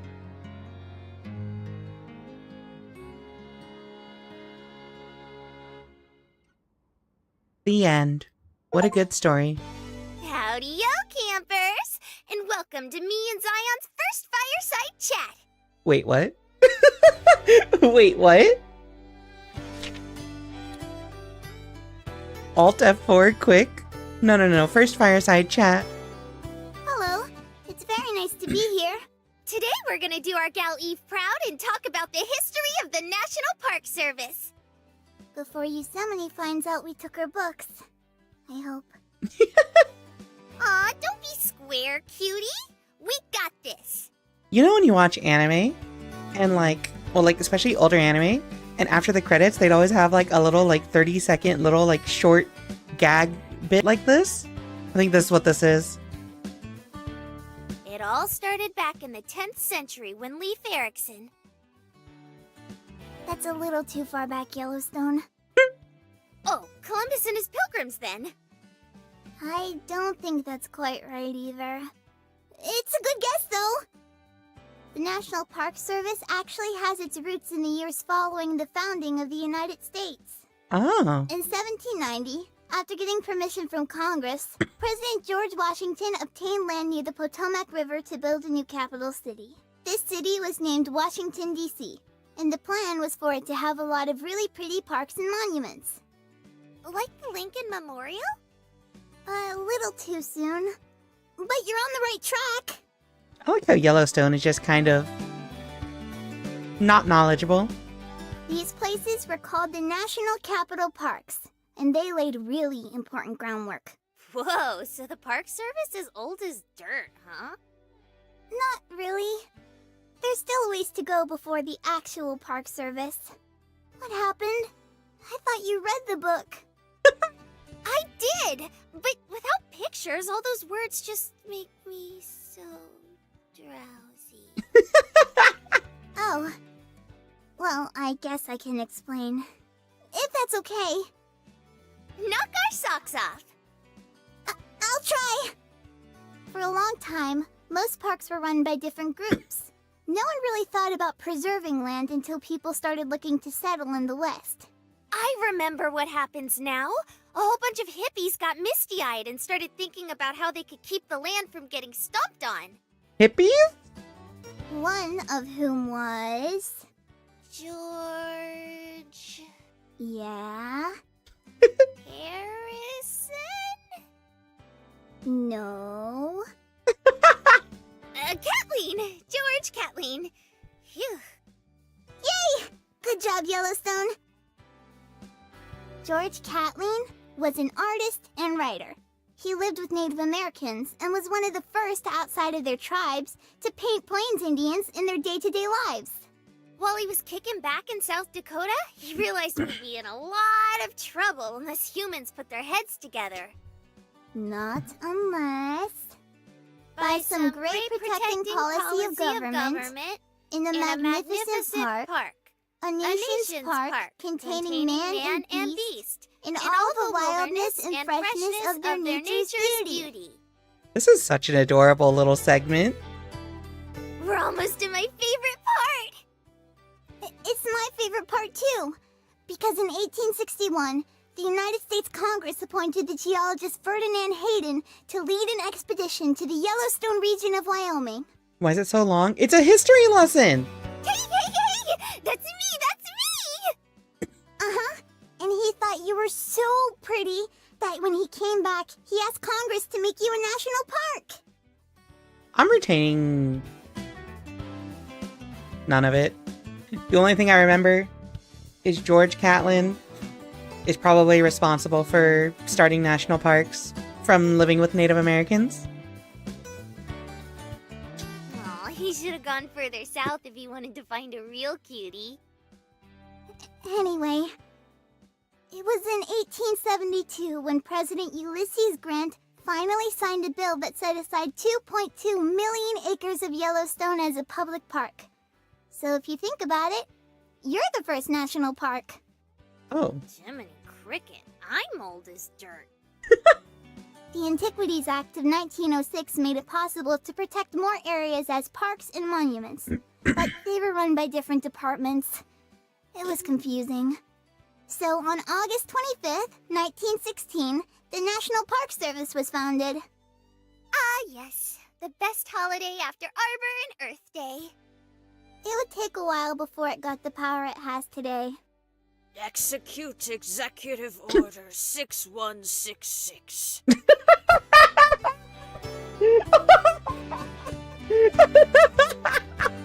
Wait. This might be the best thing ever. Yay!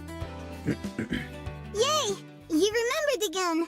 From then on, everything was under strict control by the Department of the Interior.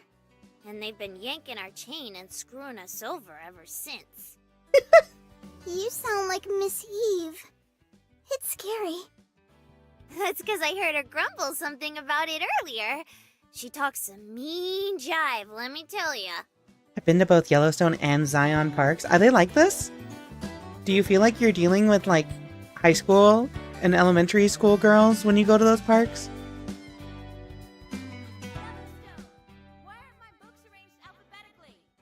I don't know if you guys heard that. Woo! Would you look at that? We're all out of time. Catch you next time, campers. And remember to love our parks. Bye-bye!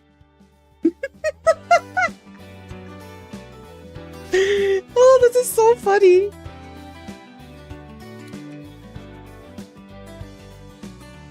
Random Yosemite ASMR.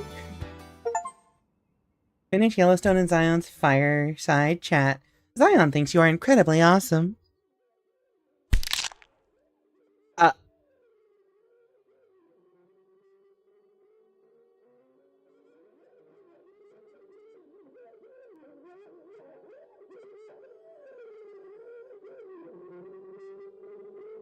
Alright, chat. So technically, we have finished episode 2. Or episode 1, I mean. Technically, we're done with episode 1. So, I think that's a good stopping point. I very much... I forgot how much I enjoy, like, Studio Elan's writing. They're so good about it.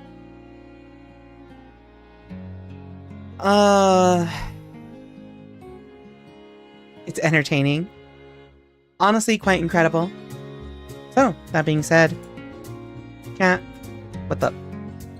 In bigger Rika theory, as a Winter would say. So, what y'all think? I am enjoying this thoroughly. I miss doing these kinds of fluffy visual novels. I'm just glad to be getting back to visual novels again. Tomorrow, we have Marvel 3. We have a tournament run. It is a ratio tournament, so I'll look forward to that. And Saturday is going to be more Ace Attorney, Part 2 for Turnabout Goodbyes. National Park Girls has 5 episodes. So if we do an episode a stream, we'll be here for a couple more weeks. But anyway, please tune in tomorrow for fighting games.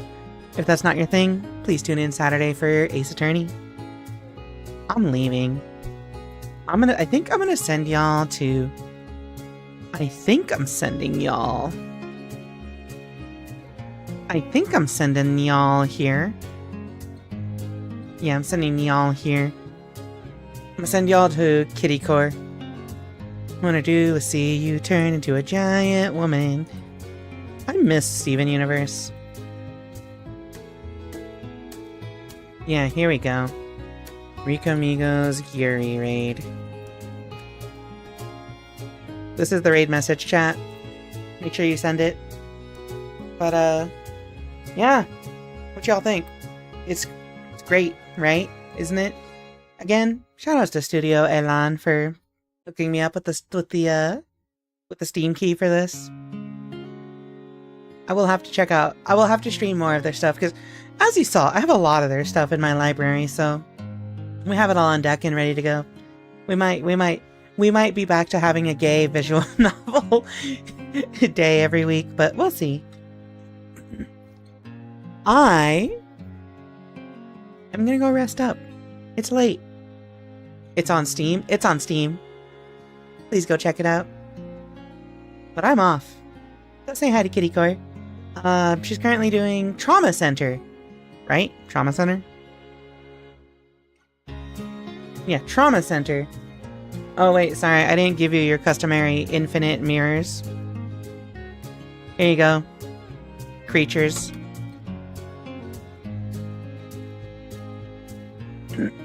Anyway, I'm out. I got nothing else to say. See you tomorrow. Bye. Adios, Rika amigos. Use the raid message! Add Adam. The source of guilt's evil is sleeping right there in that capsule. Welcome, Rika, Readman, and Raiders. Your arrival